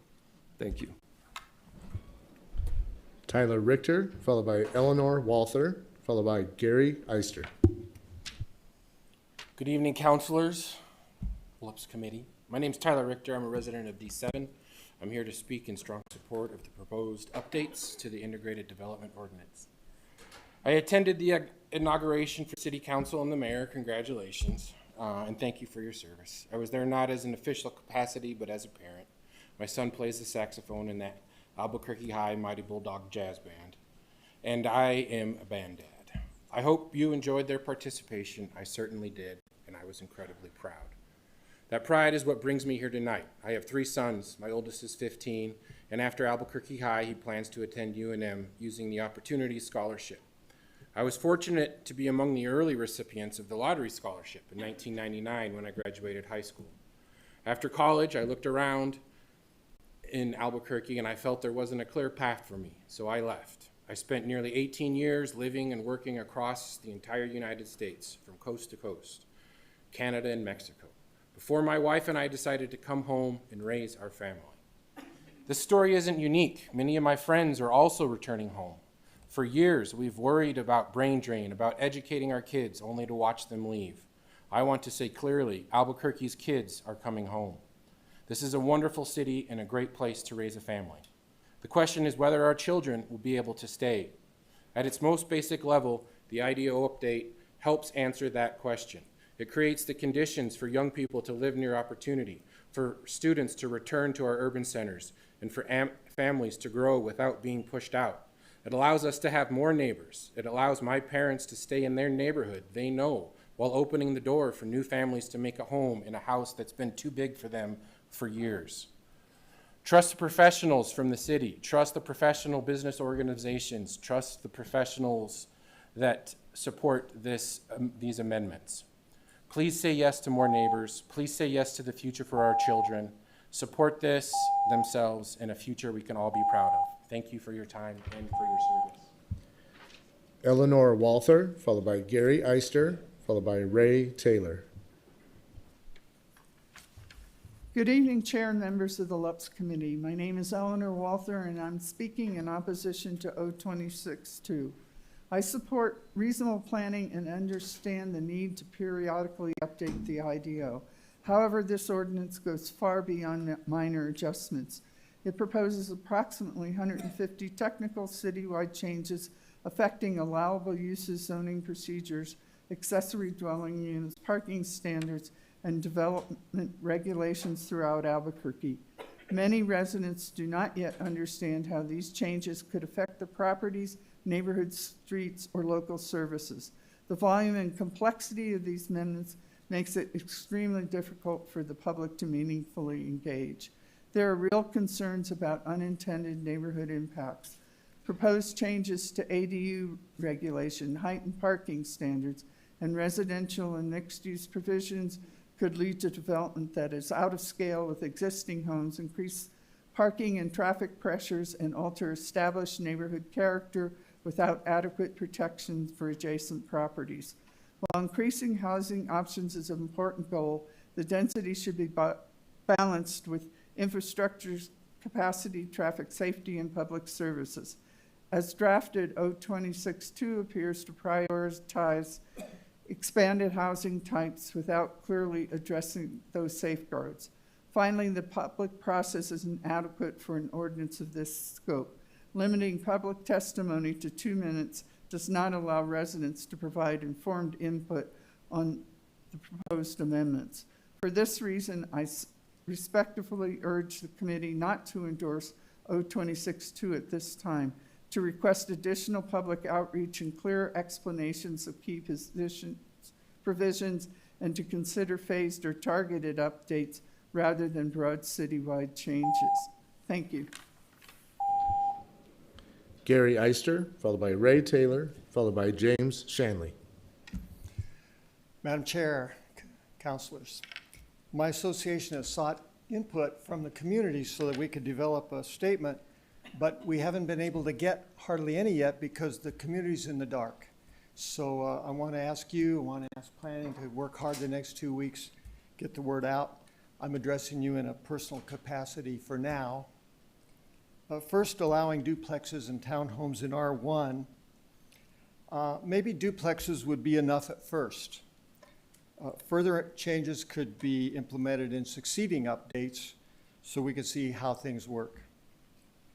Second, zoning conversion from RT to MXT. The maximum height grows 4 feet, as Matt said, but in premium transit area, it grows a lot more than that. It also introduces commercial uses like hotels and banks into what was RT. So we lose housing when we do that. Finally, allowing RML, dwelling multifamily, in the R1 zone within a quarter mile of Main Street and premium transit areas north of Central. All of Nob Hill north of Central is listed in the National Register of Historic Places. That's where this would allow RML, right in the middle of the R1. I, for one, don't want historic houses surrounding my one-story 1930 house demolished for apartment cubes. Historic character isn't just stucco and tile roofs, it includes the context around the community. The discussion of the bill, in the bill around the comp plan is incomplete, especially around community identity and heritage conservation. There are plenty of sites all over town where multifamily can be built, RML in the middle of neighborhoods is not gentle. Thank you. Ray Taylor, followed by James Shanley, followed by Marissa Brown. Madam Chair, committee members, I'm a very grateful resident of the Borellis neighborhood of Albuquerque and appreciate all the investments that you've made in our neighborhood. Having lived in other states, I can tell you there are many aspects of life in which New Mexico and Albuquerque excel. Care for our seniors, help for the less fortunate, access to our government in the process. You've all made steps to remedy an area, however, that we had fallen behind, revising our zoning codes in light of today's challenges, and I wholeheartedly support these changes. I've learned much from listening to Burqueños of all ages, joining them for events like the Livability Series that was sponsored last year. These important changes are needed to be sure that all people can see a path to having the type of home they want. As elders, we want a city that is walkable and sustainable with ways to adapt to our needs for housing or changing needs. That means we need more types of housing in every neighborhood and more corner stores. At every stage of life, we want to be able to transition to a home that fits our needs without moving out of our neighborhood. Important changes in the IDO aren't so much changes as they are allowing things like bodegas that we always had and served us well. It'll just be available again. I realized the fears I had of change are unfounded. I do not want our legacy to our sons and daughters to be a community that locks them out of being able to live here. I appreciate the generations following us that have shared their wisdom and patience and kindness, and I hope that more of us can join neighbors of all ages to support these changes, and I would urge support. Thank you. James Shanley, followed by Marissa Brown, followed by Brandy Thompson.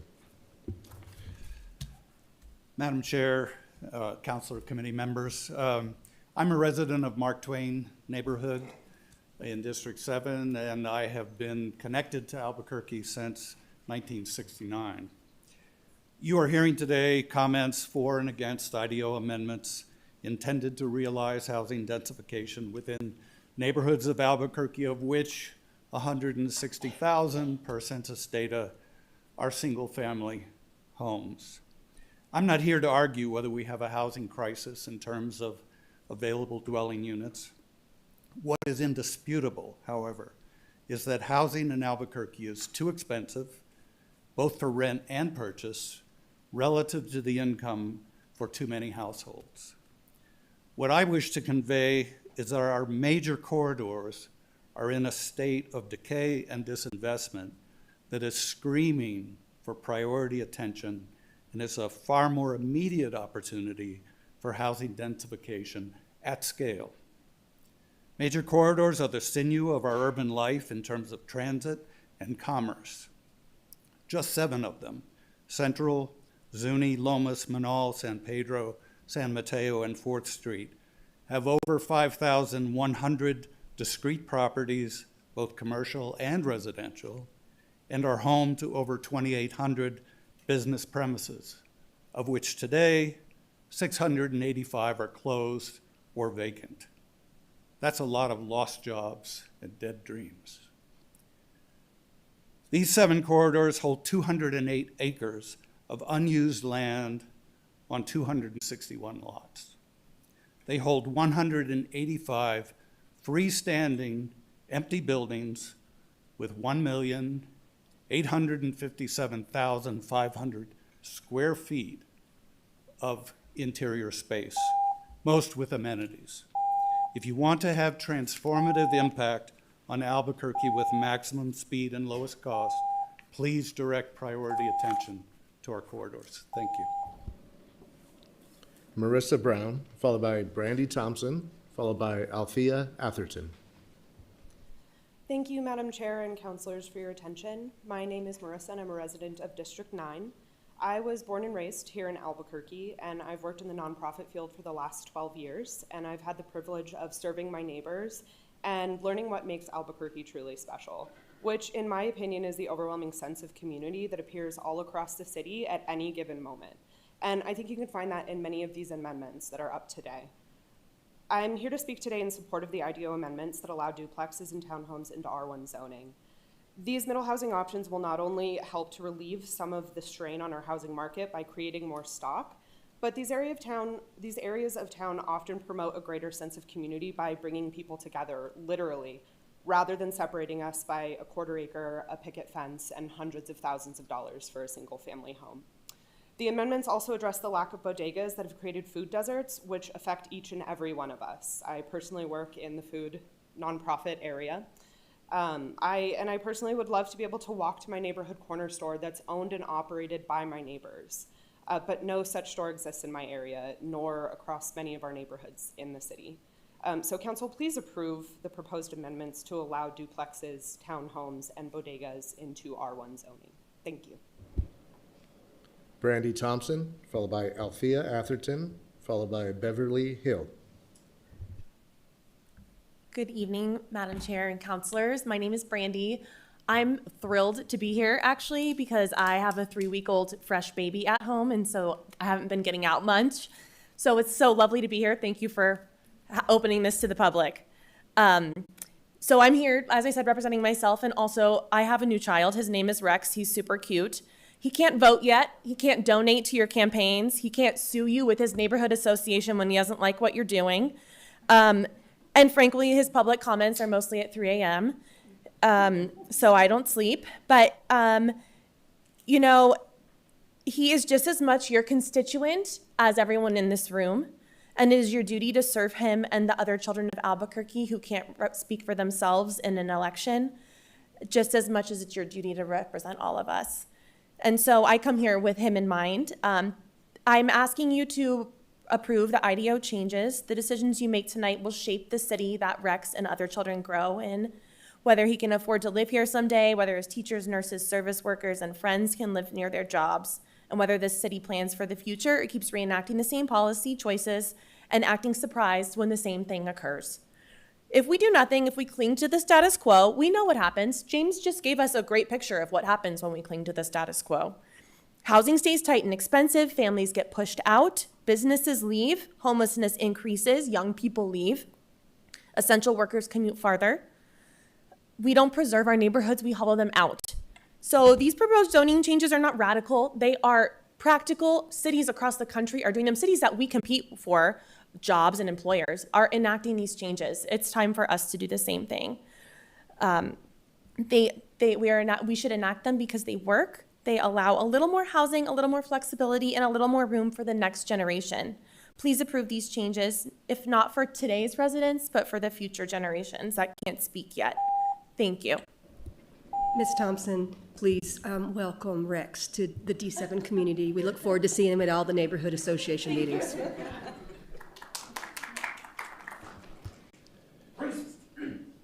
Althea Atherton, followed by Beverly Hill, followed by Dennis Aragon. Hi, Madam Chair Feeblecorn. I also brought my mom hat with me today. You may know me as an evangelical transit rider or my neighborhood association president, but I am the mother of 2 children under 3 years old.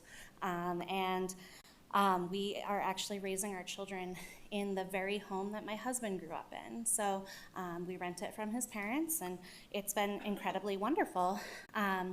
And I'm actually celebrating my 10th anniversary of moving to Albuquerque myself, and we chose to move to his hometown to be closer to his family. And I'm very excited about the Albuquerque Ride Forward changes that are coming, but unfortunately, as Councilor Rogers said earlier, we're going to be losing a significant amount of the access in my little corner of the neighborhood. And so we're kind of trying to figure out what we're doing right now. I'll just be honest, we're trying to decide if we're going to move, we're trying to decide if we can make it work in our home, because my walk is going from about 5 minutes to about 15. These IDO changes would allow more opportunity for us to be able to stay living close to transit, and would allow us not only that, but also, because of the major transit corridor changes, but also because of the duplexes and townhomes that would be more available. Another way that I would be able to maintain my independence, though, is to have bodegas and access to places that I could walk to in my neighborhood where I could get, you know, my bread or my eggs or my whatever I needed to get that day. And I just want to say, as a bus rider and as a pedestrian, I see and talk to a lot of people who sleep on our streets. And as a mom, I can't help but think that every single one of those people was a baby at one point. Every single one of them giggled. Every single one of them, you know, had that same kind of connection. How would you want your children to be treated? Let's welcome them into our neighborhoods. Please pass. Thank you. Beverly Hill, followed by Dennis Aragon, followed by Elena Wegman.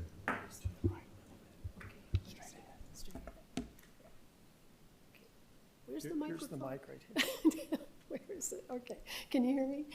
I'm blind, so it's a little hard to stand up here and speak. I live in that strip of Nob Hill that will be completely consumed by these zoning changes. And my neighbors have primarily lived there for decades. They've raised their children there. Their houses are paid off. And they're concerned that the entire character of our historic neighborhood is going to be dramatically changed as people age out and sell their homes and whatever. I understand the merits of increasing density and making neighborhoods more walkable. We have Central just a block or two away from us, and half the businesses there are empty. Maybe not half, but quite a few are empty because the rents there are so high because of the landowners who know that they can get high rents along there, and we're losing businesses, not because there isn't enough residential population to support the businesses, but because they can't do business on a scale that can support those rents. So I think in all these changes, it would be nice also to address some rent caps or affordability issues in addition to just increasing density. And also in the IDO, it says that improvements to the homes will have to be compatible with surrounding architecture and that sort of thing. Who is going to oversee that compatibility when permits are issued? I mean, are we going to, and a clarification point maybe somebody can give me, in RT, are multiple family homes permitted in RT? Because that will be apartment blocks all over, you know, that strip of Nob Hill. It's just a little concerning to those of us who, you know, have lived there for a very long time and feel as though the neighborhood is in decline. Not because there aren't enough people, but because there's too much greed.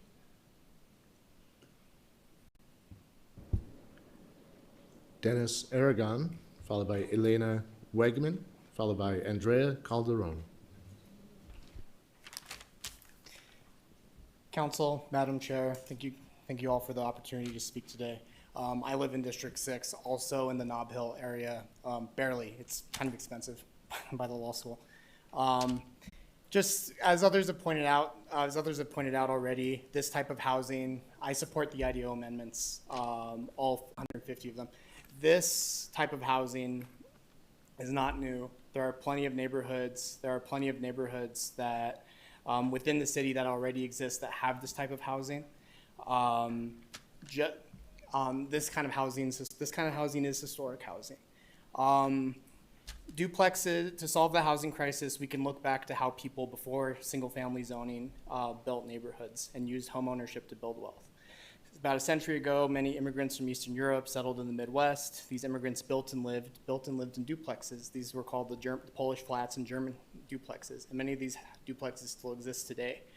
The folks who built and lived in these homes were able to use the second unit as a means to secure extra rental income. This rental income allowed these families, all of whom were working class, to create generational wealth. Many of these duplexes were also multi-generational homes. We talk about fears of displacement from our historic neighborhoods. One of the best, great remedy for that, right? It would be multi-generational homes, allowing people to convert their homes to duplexes or build casitas, ADUs, such like that. These serve as another tool to prevent displacement.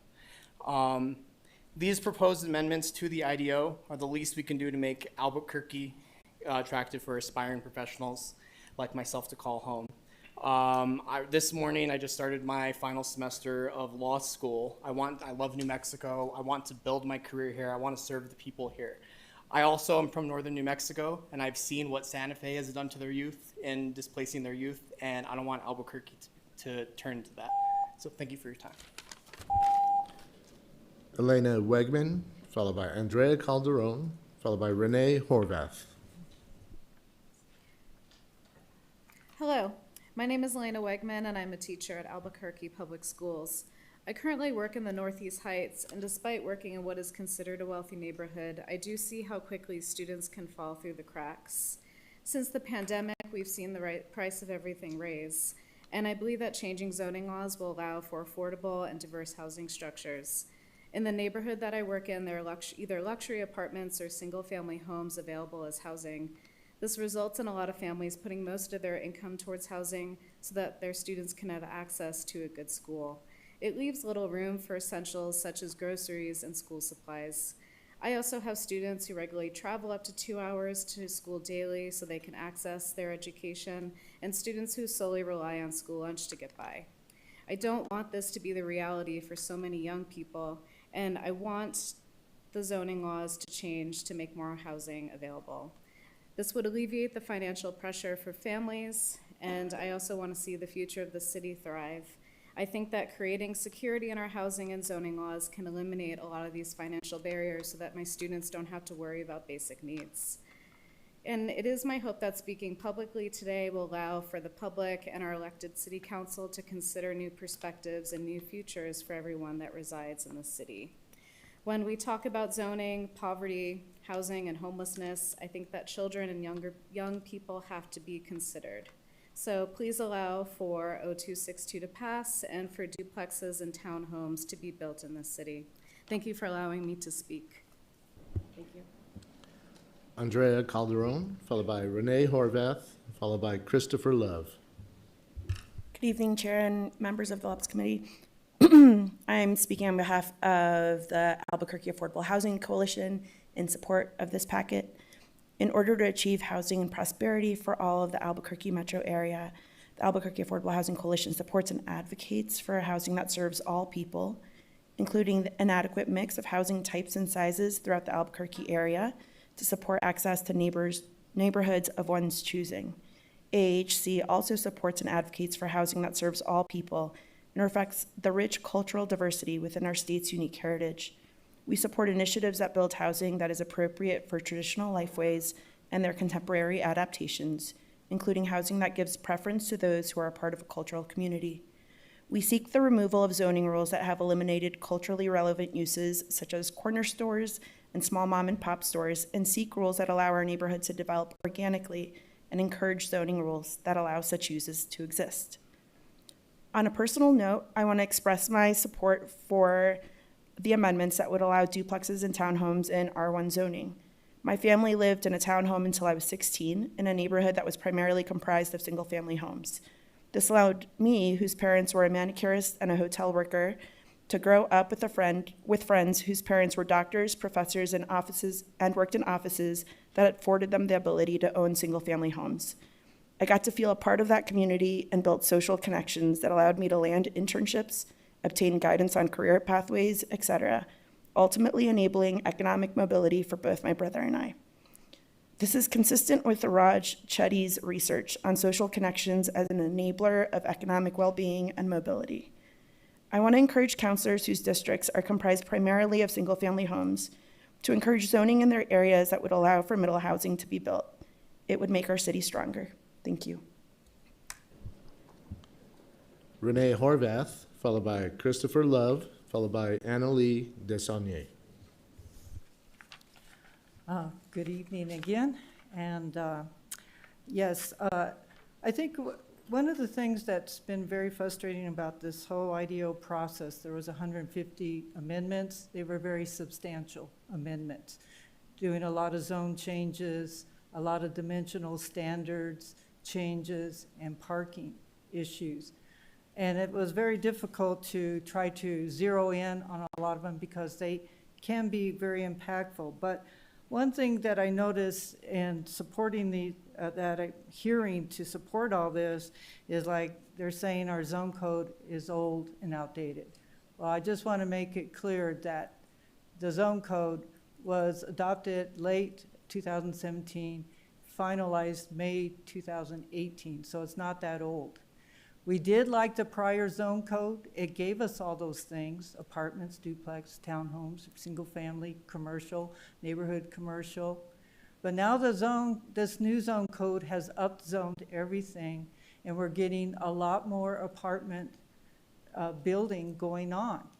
There's a lot of zoning that on the west side, I can think of 9 apartments complexes that have been built since the IDO has been approved. And when I drive around town, along Central, 4th Street, other places, I see apartments being approved. So we are building a lot of housing units. We're also building houses on the west side. Probably what I'm hearing too is a lot of concern about affordability. Unfortunately, a lot of the out-of-state guys that are building these apartments, their rents are very high, and that's been a problem. We don't have a supply issue. We do have an affordability issue, and I don't think changing the zoning is going to correct that. So these could be very impactful, and I am glad you're deferring this because I have a lot of questions that I need to talk to you about drainage and understand your amendment a little better, so I'll give you a call. So thank you. Christopher Love, followed by Annalie Desaunier. Hi, I'm Christopher Love. I'm a resident of District 8, and I am also a disability advocate. I would like to encourage the Land Use and Planning and Zoning Council to pass O26-2. The higher density amendments to R1 zoning to allow duplexes and townhouses and single-family zoning. Several disabled people, their entire income is from Social Security disability, and their entire amount that they receive for 1 month is less than the average rental price. And so a lot of folks are looking for roommates or unfortunately end up homeless, which we're just creating a higher cost that the city has to pay for those people. Whereas if we were allowed duplexes or townhouses, multiple people to live in already established neighborhoods that have, the infrastructure that people rely on, such as transit, stores, being able to access. Anyways, so my thing is for disabled people, please pass O26-2. Annalie Desaunier, followed by Aaron Thornton on Zoom. Hi there, my name is Annalie, and I was born and raised here in Albuquerque, and I have been housing insecure for a majority of my adult life. Right now, I'm paying 50% of my income to rent. I'm here to speak against the adoption of this IDO. I live in Barelas, and this plan targets us for changes that are not being done to similar areas in the Heights. I'm talking about 2nd, 3rd, and 4th Street with MXL. Our neighborhood continues to be pursued by developers for racist campaigns of gentrification. We understand that we will meet the same future of displacement like Echo Park, Oakland, East Austin, and Northeast Portland. When similar policies were enacted, areas like ours, the rent went up and not down, and Black and brown populations plummeted. Even when rents drop, like supporters of these policies claim, per their own studies, the most rents have dropped to 7%. And I did the math, and that's $77 for me. I will still be housing insecure. I will still be paying more or less 50% of my income to rent. And this will not make a difference in the housing security of people like me here in Albuquerque. If this council cares about housing, you'll get behind policies that do put a dent in the housing crisis, like rent-controlled, publicly owned, dignified housing. If it's publicly owned, we can rent control it, considering the state prohibition, which is also, many legal experts say that if you did challenge it, would be unconstitutional and would get overturned. We really need to do housing for the purpose of housing, not lining the pockets of developers that come to New Mexico to loot our neighborhoods' land and water. We're not going to solve the housing crisis by putting it in the hands of the same people who are currently profiting off of it. Thank you for your consideration.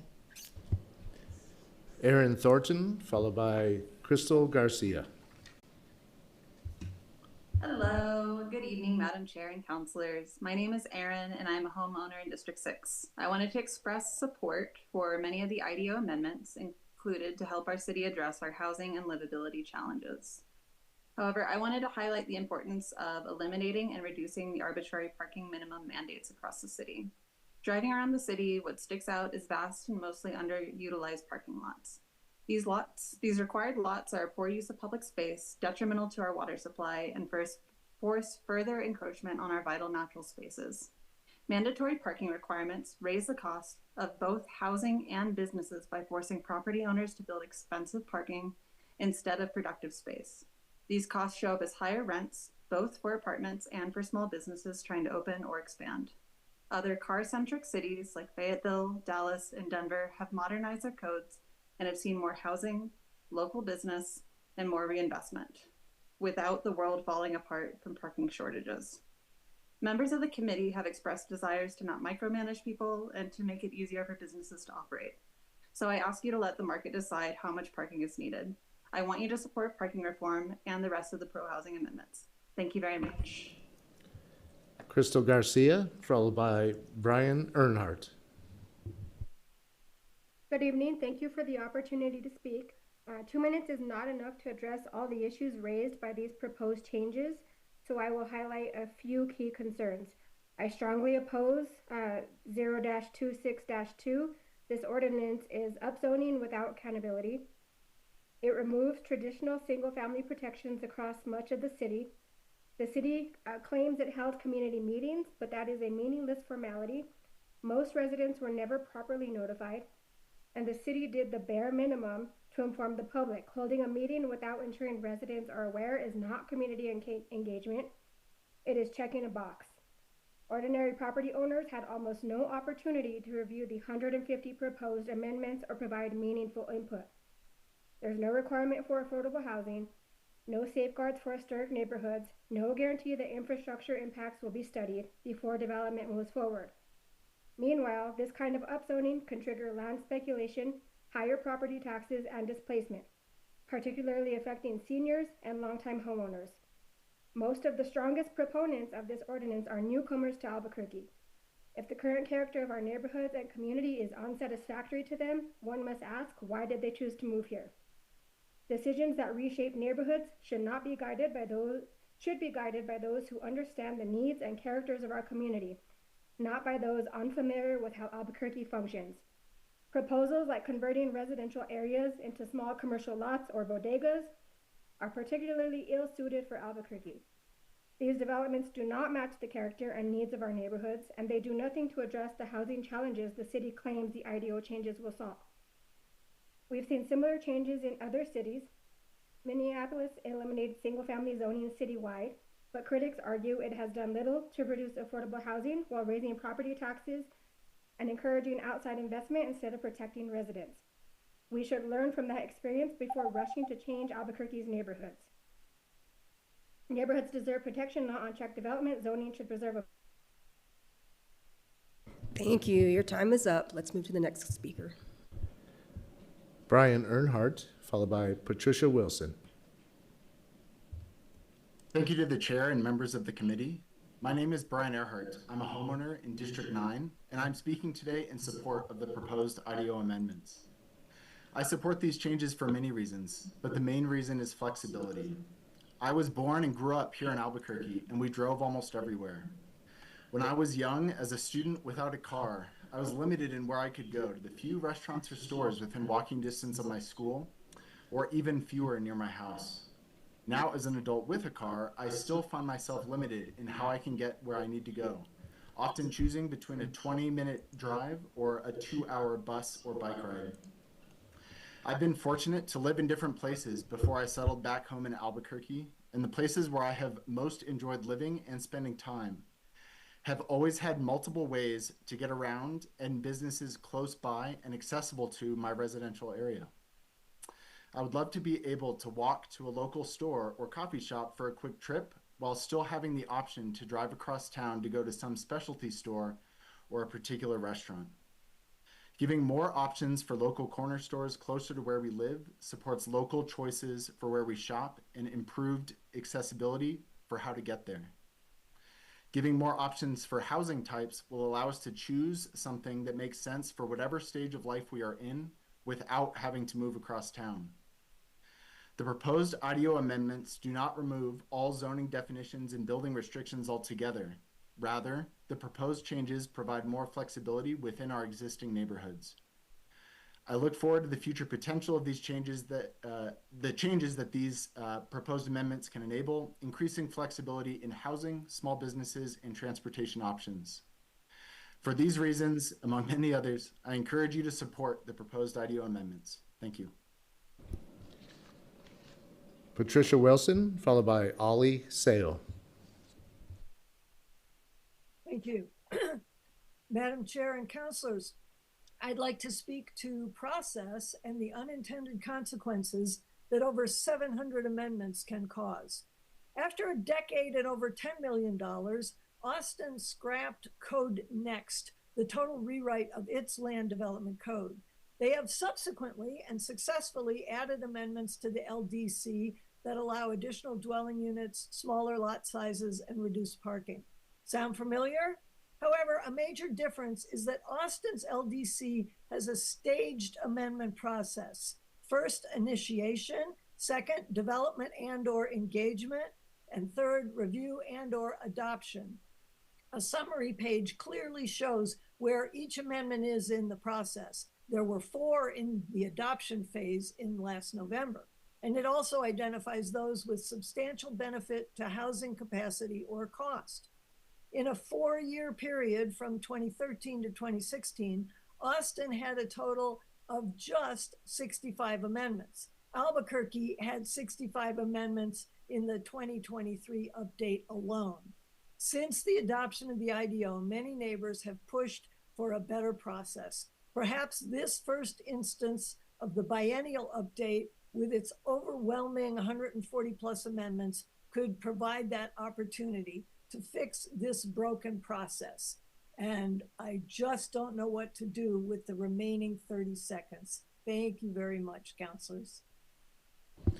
Ollie Sale, followed by Veronica Toledo. Madam Chair and members of the committee, I'm Ollie Sale, a homeowner in District 6, and I'm here to support the proposed updates to the IDO, particularly the changes that expand housing options and neighborhood services.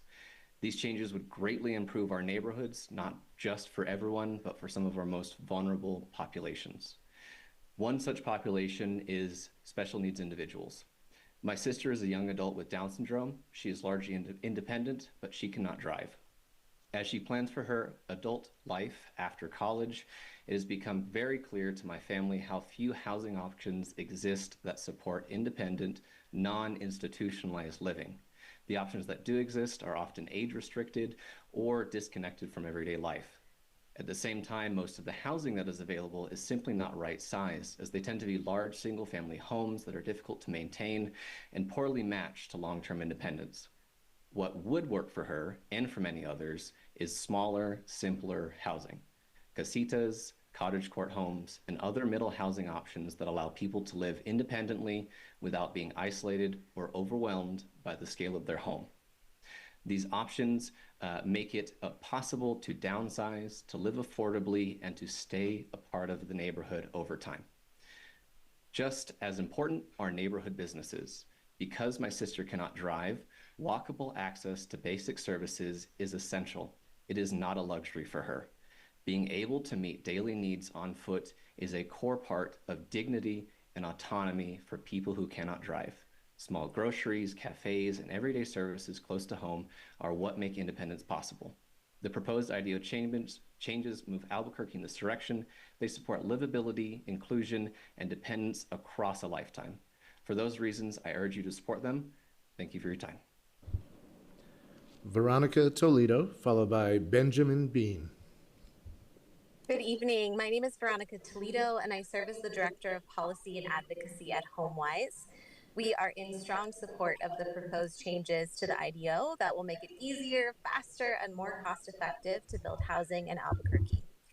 HomeWise is a nonprofit community development financial institution whose mission is to help create successful homeowners and strengthen neighborhoods so that individuals and families can improve their long-term financial well-being and quality of life. Since our founding in 1986, HomeWise has helped over 7,000 New Mexicans become homeowners and has built or renovated approximately 1,000 high-quality, affordable for-sale homes, including 10 mixed-income communities within the last decade. We know from our experience that the lack of housing supply is driving up housing costs for both renters and homeowners. Current zoning rules in Albuquerque are contributing to the housing supply problem. HomeWise supports the proposed changes to the IDO that promote a mix of housing types, that promote increased density and building heights and activity centers along major transit corridors and other areas where high density makes sense, that reduce minimum lot size, that reduce minimum parking requirements, and that simplify review and approval requirements for housing projects and more. These are incredible next steps for our city and will lead to more housing across the housing spectrum in our community and for Albuquerque residents. Thanks so much. Benjamin Bean, followed by Jesse Adamczyk. Good evening, Madam President, councilors. I am here as a new parent of a 3-month-old, as a board member of the Downtown Neighborhood Associations, and as a homeowner in District 2. The proposed changes to the IDO offer a lot of benefits to Albuquerque, including removing barriers to incremental housing development, enabling more diverse and affordable housing options. They also alleviate burdensome parking requirements in the construction of casitas, which is something that has prevented me from building a casita, and other small-scale housing units, and they provide flexibility to our small business owners along major transit corridors. When taken together, these modifications promote a more vibrant mixed-use community by allowing for the development of local businesses like ice cream shops and corner stores. This leads to a healthier city with improved walkability, bikeability, and social ability. I also want to quickly talk about who should oppose these changes. Those people who prefer the status quo. Those who love cars and want to preserve the city's current automobile-centric design may resist these changes, as will those who prefer a city dominated by large retailers like Walmart over a diverse mix of small businesses. I believe that we can make a great leap forward in the quality and livability of our city. Please support this bill.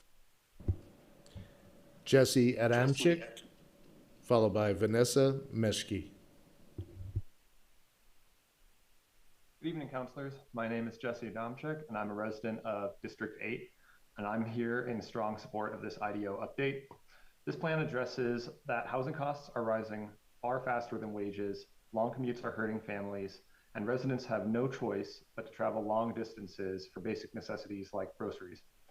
I believe this IDO update takes a smart and balanced approach with increased housing options like casitas, duplexes, and small apartment buildings, especially near transit and activity centers. This will foster rich communities that families and young professionals alike can call home without sacrificing the existing neighborhood character. IDO also supports walkable, mixed-use neighborhoods where small grocery stores and local businesses can thrive and where people aren't forced to drive for every trip.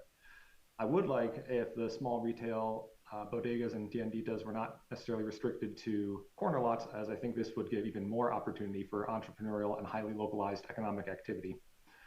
In any case, I strongly support the removal of the parking minimums, as I believe repurposing of the parking will be a much better utilization of the existing space. This plan will have a wide-ranging positive effect on housing choice, affordability, and long-term resilience all throughout Albuquerque. I fully support this update, and I hope we can all continue moving our city forward together. Thank you for your time. Vanessa Meshki, followed by Lila Blazing Star. Good evening, counselors. My name is Vanessa Meshki, and I am a homeowner in District 8. I'm speaking with you tonight in support of the IDO because of how I experience my own neighborhood. I don't live very far from a grocery store, but if I want to walk there, I have to cross two busy streets that don't feel very safe for pedestrians. And so even though it's nearby, I almost always drive to get there. I never walk. And that's really the difference between what a walkable city and what a car-dependent city is like in real life. Walkability isn't just sidewalks. It's about how our neighborhoods are designed and how we interact with them. This plan helps us by allowing more housing, more small businesses, and more services to be closer together, and by encouraging development patterns that support walking, biking, and transit instead of forcing every trip into a car, people can experience this for themselves. In addition, I also want more third places to show up in our communities that we can just walk to as well, whether that be cafes, small shops, libraries, or just gathering spaces. I want to be able to go there and see the people that I live by without having to get in the car. This plan doesn't build those spaces directly, but it does really help make them possible by supporting the mixed-use zoning and neighborhood-scale businesses. This kind of growth helps build real communities. When people can walk to places, they can run into their neighbors, they can support local businesses, and they can feel connected to where they live. This update moves Albuquerque in that direction, and I urge you to support it. Thank you very much.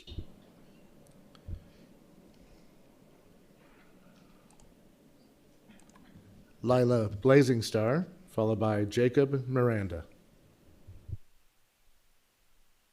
Feeble-corn counselors. My name is Lila Blazing Star. I'm here speaking on behalf of the Near North Valley Neighborhood Association, of which I'm a board member, concerning changes to the safe outdoor spaces in O26-2.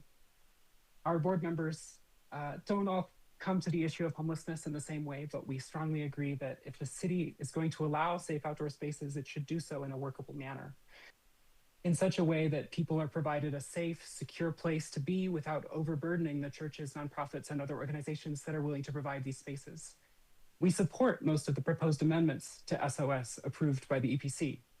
We support allowing SOS permits to be extended every 2 years indefinitely, so long as the spaces are in compliance. We support removing the current requirement for toilets, sinks, and showers to be outfitted with permanent plumbing, a burdensome and costly obstacle for would-be SOS providers. We support removing the requirement for 24/7 on-site support. However, we do not support the distinction that the proposed amendments would allow between large and small-scale safe outdoor spaces in terms of on-call support. Under the proposed amendment, as approved by EPC, smaller spaces would only be required to have an on-call maintenance person available Monday through Friday, 8 a.m. to 5 p.m. This seems negligent to us. Fights, fires, frozen pipes, a lot can happen at any time, and problems can happen at a smaller space just as easily as they can at a large shelter. As we asked the EPC, why should residents of small safe outdoor spaces and their neighbors get second-rate care and attention? We strongly believe that all safe outdoor spaces, regardless of size, should at least have on-call support available 24/7. One more thing, there is no provision in the current SOS ordinance, nor in the proposed amendments, that requires drinking water to be accessible. This is an oversight that we urge you to address. Thank you. Jacob Miranda, followed by Rhiannon Samuel. Good evening, Chair Feeble-corn and councilors. Thank you for your consideration of this important update. I'm here representing myself as a resident of Albuquerque in District 8 and a member of Generation Elevate New Mexico, a group dedicated to promoting growth in our city and state more widely. I want to express my support for the 2025 IDO update and its suite of changes, with one select exception. I moved to Albuquerque just over 3 years ago, directly out of college. I've grown to love this place. In conversations with friends, many of whom who moved here from places like Chicago and Minneapolis, I've heard equal parts appreciation for the unique people, character, culture of this city, and also gripes about different aspects of our built environments, things like lack of walkability, difficulty getting around safely and easily, and rising costs of housing and living, to name just a few. I believe this update has the potential to urge our built environment in a positive direction, one that matches both the special history of Albuquerque and supports a bold vision for the future of our city, where everyone enjoys opportunity, affordable living, and enriched quality of life in a beautiful, connected, and safe urban fabric. By promoting a more diverse range of housing types in core urban areas and facilitating meaningful enhancements to our urban fabric through limiting unnecessary parking and increasing much needed grocery options, this update is an important step towards Albuquerque's growth in a way that maintains our character, supports interconnectedness throughout the city, and unlocks opportunity for all of our neighbors. The one exception is actually about sidewalks and residential development 5-3D1. Without gradual progress made to expanding our sidewalk network, our active transportation network won't be able to reach its full potential. And in general, as somebody who wants to continue building their life in Albuquerque and seeing the city prosper and see other young people like myself grow and thrive here, I hope you'll support these forward-looking changes. Thank you. Rhiannon Samuel, followed by Lana Smittle. Good evening, Chair Fievelkorn and members of the committee. My name is Rhiannon Samuel and I represent NAIOP New Mexico. We appreciate your service and thoughtful consideration of all of the amendments before you this evening, and in the subsequent meetings you'll surely have. I sent a letter earlier today via email, and as outlined in our letter, we fully support many of the proposed changes, but remained concerned just about a few that could unintentionally hinder infill development, delay investment, or add costly and unnecessary barriers to the permitting process. Specifically, we oppose any amendments that are in conflict with the city's stated goals of density along centers and corridors, as well as changes that reduce parking maximums, overregulate and complicate landscape or infrastructure requirements. We also would offer we have offered in that letter, technical revisions for clarity and consistency in items related to platting and IIAs. So a lot of NAIOP's feedback, as you've come to expect over the years, are very technical. I'd really encourage you to look at the letter for the details of which, but we remain committed to predictable, transparent zoning that supports responsible growth and reinvestment. So thank you so much for your time and consideration. I'm always available if you have any questions, or I can bring in technical experts at any point to help you in your consideration of all the amendments ahead of you. Thank you. Lana Smittle, followed by Petra Morris. Good evening, Madam Chair and committee members. I'm the director of the Home Builders Association of Central New Mexico, and I would like to first thank you for your continued efforts on the IDO review and for your openness to the range of updates that support positive outcomes to housing. We do support many of these proposed changes, including measures that can help reduce housing costs. We know we've heard a lot of people address that this evening. Some of these that we do support are some of the amendments on cottage developments, townhomes, ADUs, duplexes, and the reduction of lot sizes. We all recognize that Albuquerque is facing a major housing crisis that must be addressed through a comprehensive, multifaceted approach. So we appreciate the collaboration and shared commitment to advancing these meaningful solutions. Thank you. Petra Morris, followed by Meredith Paxton. Good evening, councilors. It's a pleasure to speak with you again. This evening, I hope to be in person, but unfortunately caught a bit of a stomach bug, and so decided to share just my thoughts and not my germs as well. I'm here this evening on two fronts. One is to express my support for the many changes before you in the red line that support getting the missing middle back into Albuquerque. There are a large number of changes in front of you this evening that will have a very big impact on improving the housing situation in Albuquerque. However, I would also like to draw your attention to Section 4 of the bill, the legislative conversions. I do not support these proposed changes and are concerned about them. You have a rather long email from me in your inbox that goes into in a great deal of detail. I won't go through it all tonight in my 2 minutes, but broadly speaking, these legislative conversions have not noticed the individual property owners. There is the potential to create a number of properties as non-conformance, which have significant financial and legal impacts for the property owners. There is a loss of neighborhood protections and scale for some of these conversions, and there is the potential for future financial impacts and non-conformances in through future changes. In addition to the potential for a tax assessment increase. There was some mention that in the past there were not increases in tax assessments on properties, but the tax assessor has changed since those previous legislative conversions, and so there is the potential for a different perspective. I am open to, time's up. Thanks. Meredith Paxton, followed by Jesse Harden.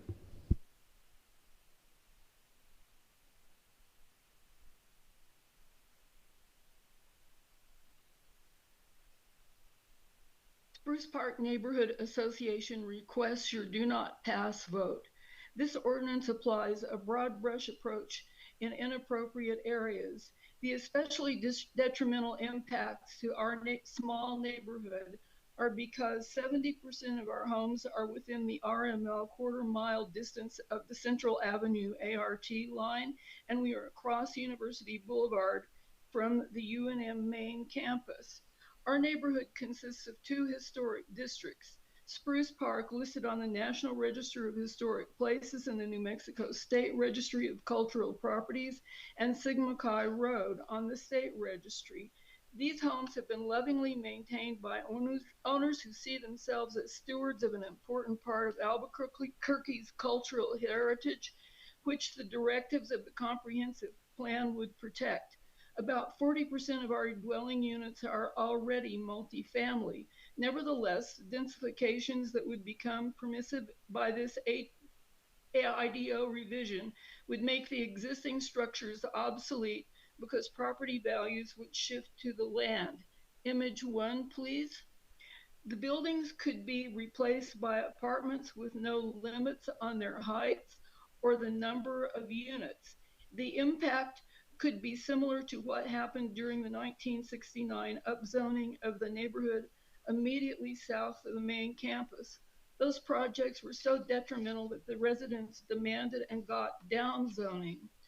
According to state law, the proposed legislative conversion of R1 to RT, ZC3, makes most of Spruce Park vulnerable to tax lightning. City procedures for land use changes that affect much smaller areas, image 2 please, than those that would result from the current IDO revisions require notifications of nearby property owners.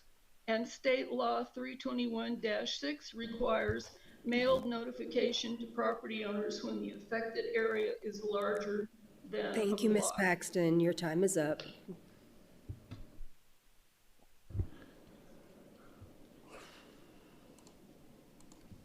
James Harden, followed by Peggy Neff.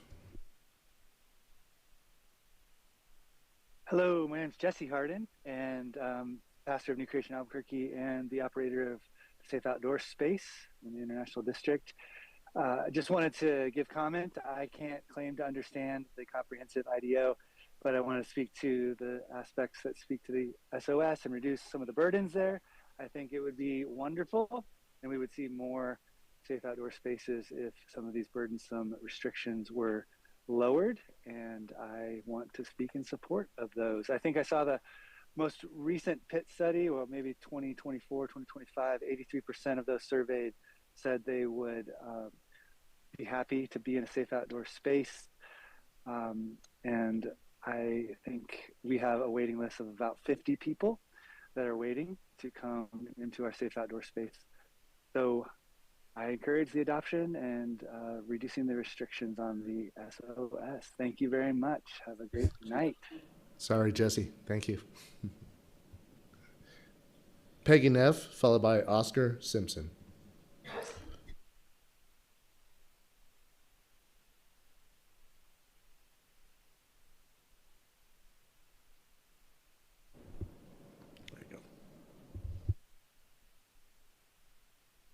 Hello.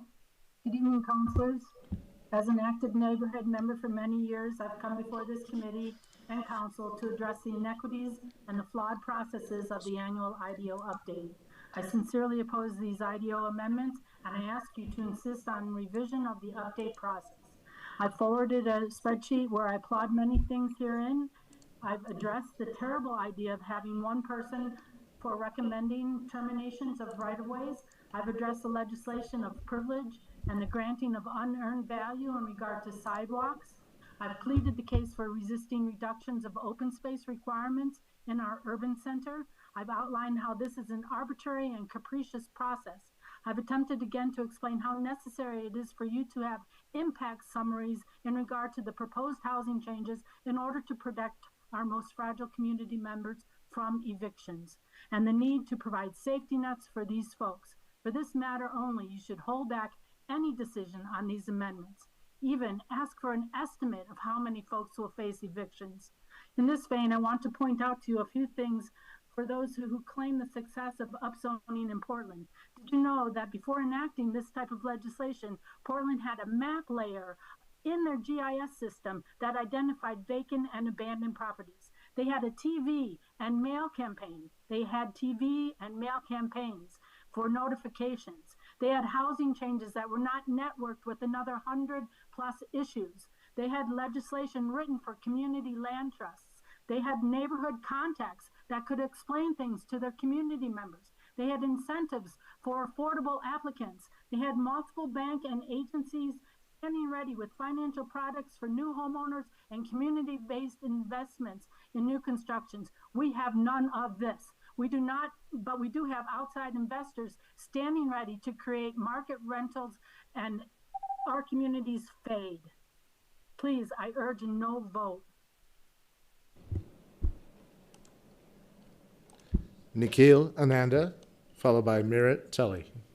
I'm sorry, Oscar Simpson, then Nikhil. My mistake. Thank you, sir.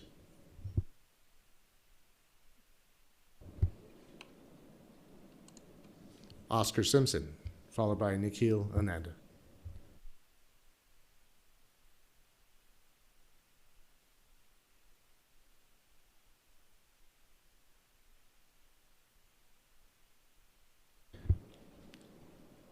Okay, we'll go to Nikhil Ananda, followed by Oscar Simpson.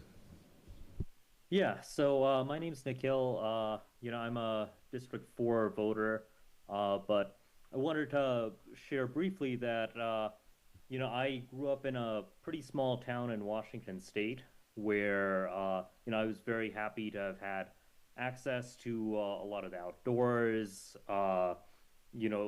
to things like garden space and parks and that kind of stuff. And I was very happy over the Christmas holidays to have been with my brother when, after many, many years living out of state, he's finally looking to buy a residence for himself back in our hometown. And he's been able to, in part because my hometown over the last few years has has opened up the housing options to allow for things like duplexes, triplexes, so that somebody who's in the middle class going out of college, like my brother, can find a place to live that's both comfortable and in access of major amenities, like a coffee shop within walking distance, a bike ride away from the trails, access to things like buses so that you don't have to drive all the time in traffic. And I just think about how in Albuquerque, where I live right now, I'm very happy to live here. I constantly hear about people who grow up here and have to move out of state because there just aren't the kinds of housing options that work for them, that provide for a middle class kind of lifestyle at the kind of incomes we're seeing in the economy today. So I very am in favor of the IDO amendments. I believe that these kind of options should be available to folks here in Albuquerque, just like they were for my brother in our hometown. Thank you.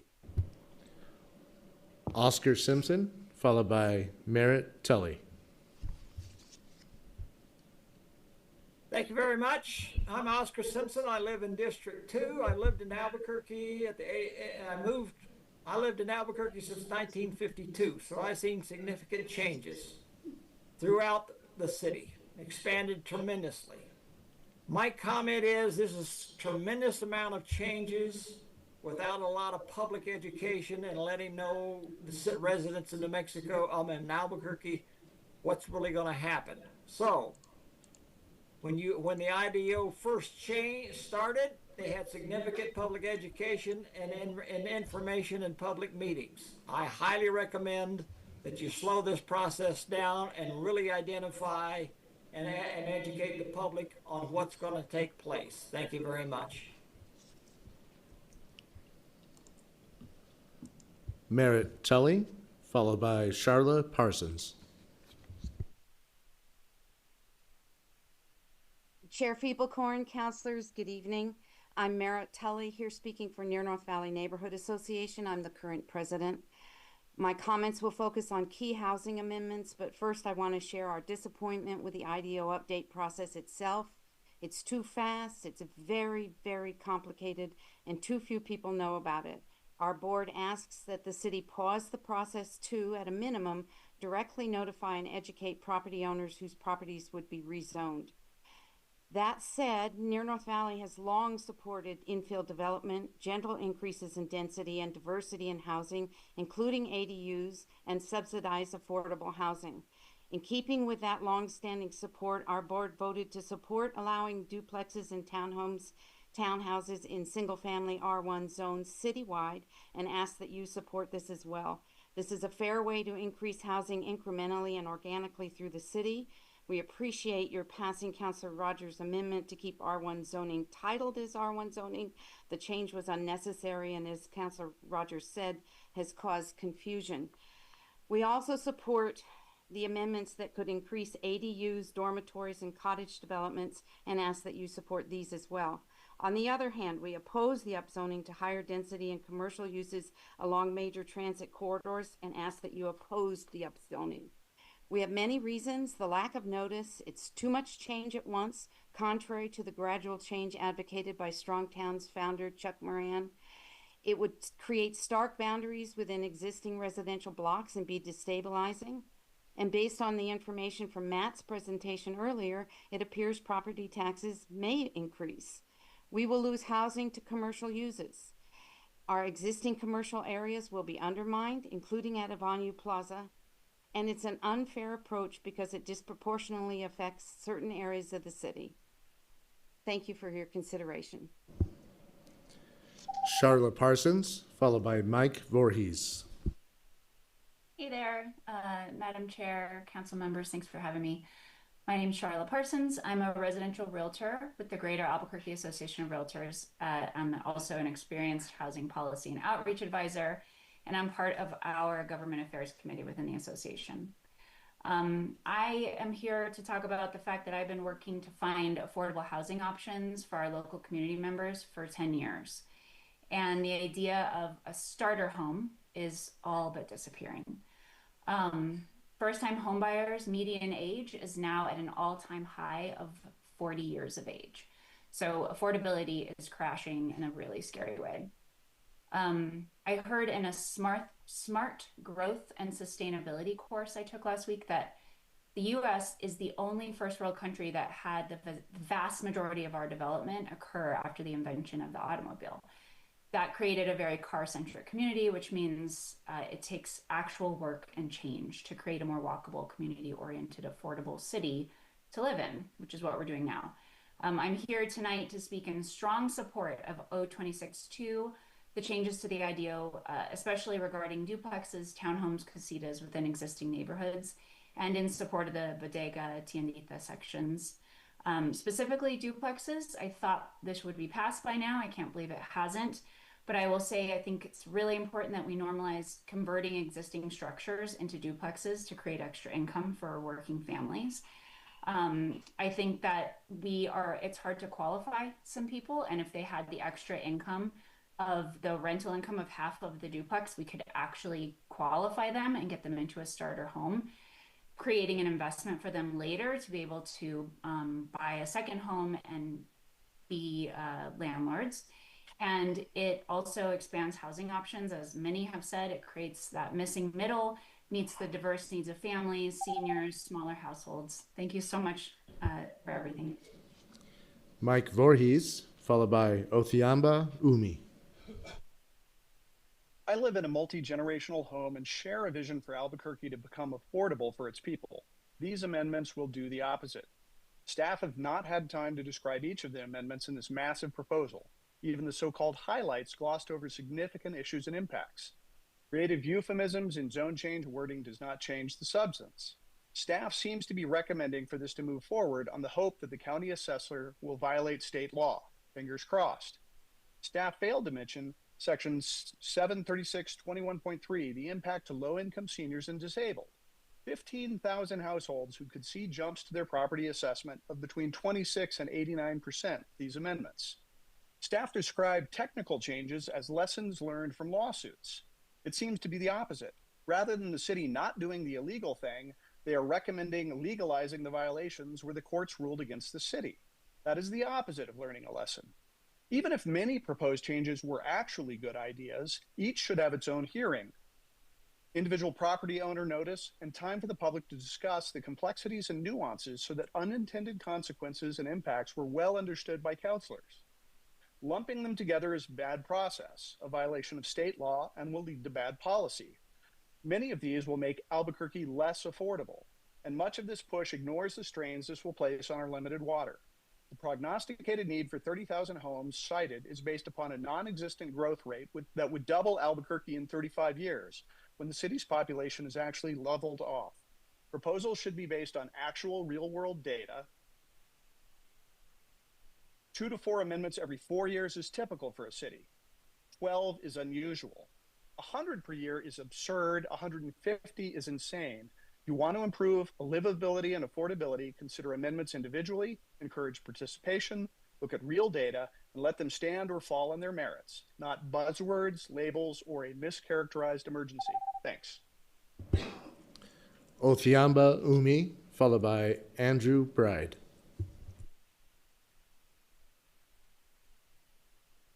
Good evening, members of the committee.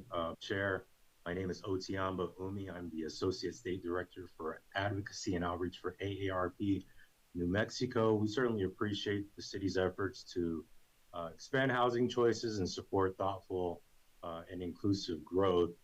We think that expanding and allowing these additional housing options such as duplexes, townhomes, et cetera, can certainly help meet a growing need for smaller and more affordable living situations, especially for those who are on fixed incomes, older adults who also desire to age in place, where they want to stay closer to their families, be in their communities.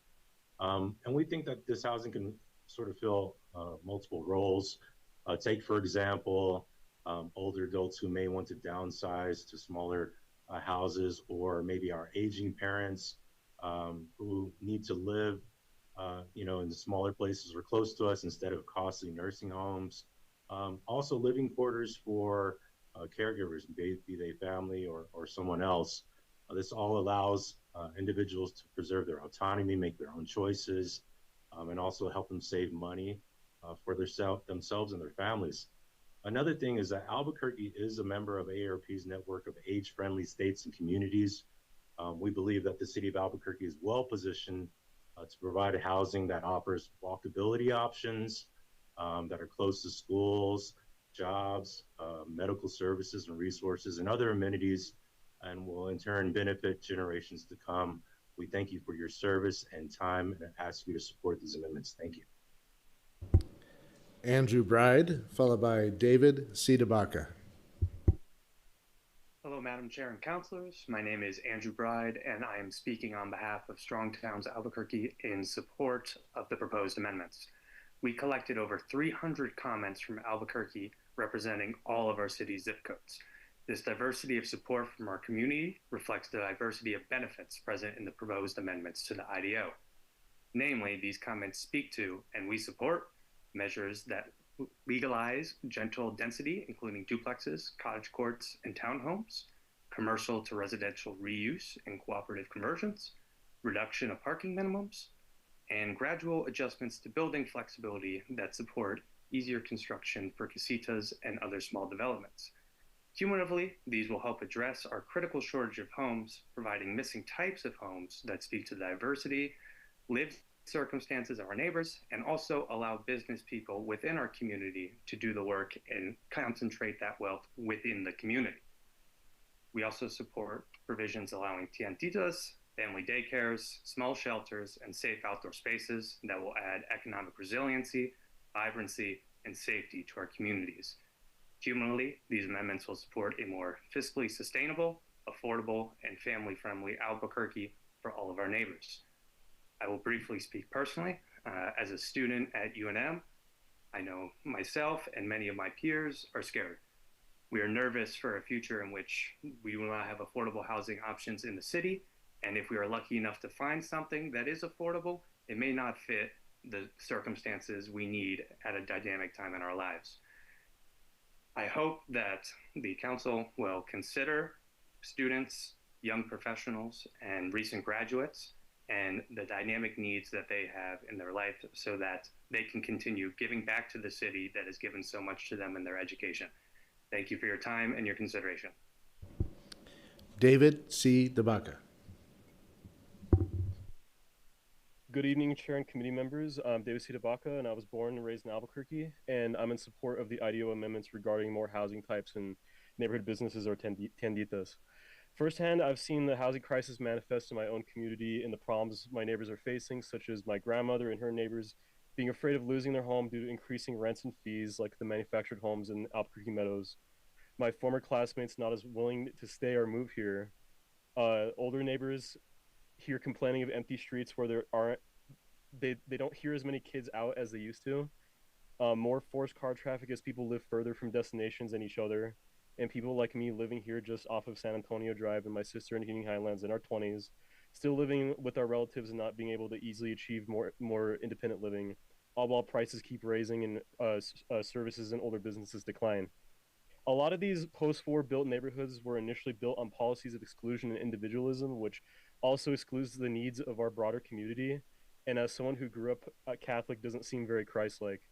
Not only does amendments like 26 to allow the housing where people want to live and the types of housing that's in demand to be built, but it relieves the pressure of demand from their neighborhood, regardless if it's deemed affordable or not, and allows others of all walks of life that I described to move in or stay, and gives them more living choices. Most of the housing crisis, as you know, and gentrification is caused by the limiting of free market and induced scarcity through things like these zoning policies, and it's addressed from changes like but yeah, no, as someone who lives in District 4, me and my community support these amendments, and any hypothetical situation that might come from them isn't as bad as increasing homelessness or poverty of the working class. So thank you for having me tonight. Madam Chair, that concludes comment. Thank you. Thank you, Mr. Cornelius. And I want to thank everybody that came out. No matter how you feel about this bill, I think it's important to remember that everybody has a right to their own opinion. I understand that there was some really unacceptable comments made in the audience during that, and I want to say that we have security here. We always have security here. And anybody that feels at all unsafe, given those comments that were made, please stick around afterwards. We will get you a walk out to your car. And again, it's shameful that people do not feel safe to come to City Council and make comments no matter which side of the issue they are on. All right, we're going to move on to any questions from counselors? No? All right, well, I have a few. Sorry. These are mostly for Mr. Cox, I think, but I just wanted, there were a couple of things that came up today in conversations and things that were mentioned tonight that I just want to make sure we get straightened out so that we all have the same understanding of what's before us, because, you know, this came through a process and just came to council, so this is the very first hearing. One of the things that was mentioned is that there was some opposition to change to neighborhood edges in the proposal before us. I do not see any changes to neighborhood edges, and so I just wanted to clarify what, if any, changes are in the proposal that's before us to those neighborhood edges. Sure. Chair, committee, there was at one point prior to submittal to the EPC proposed change to neighborhood edges,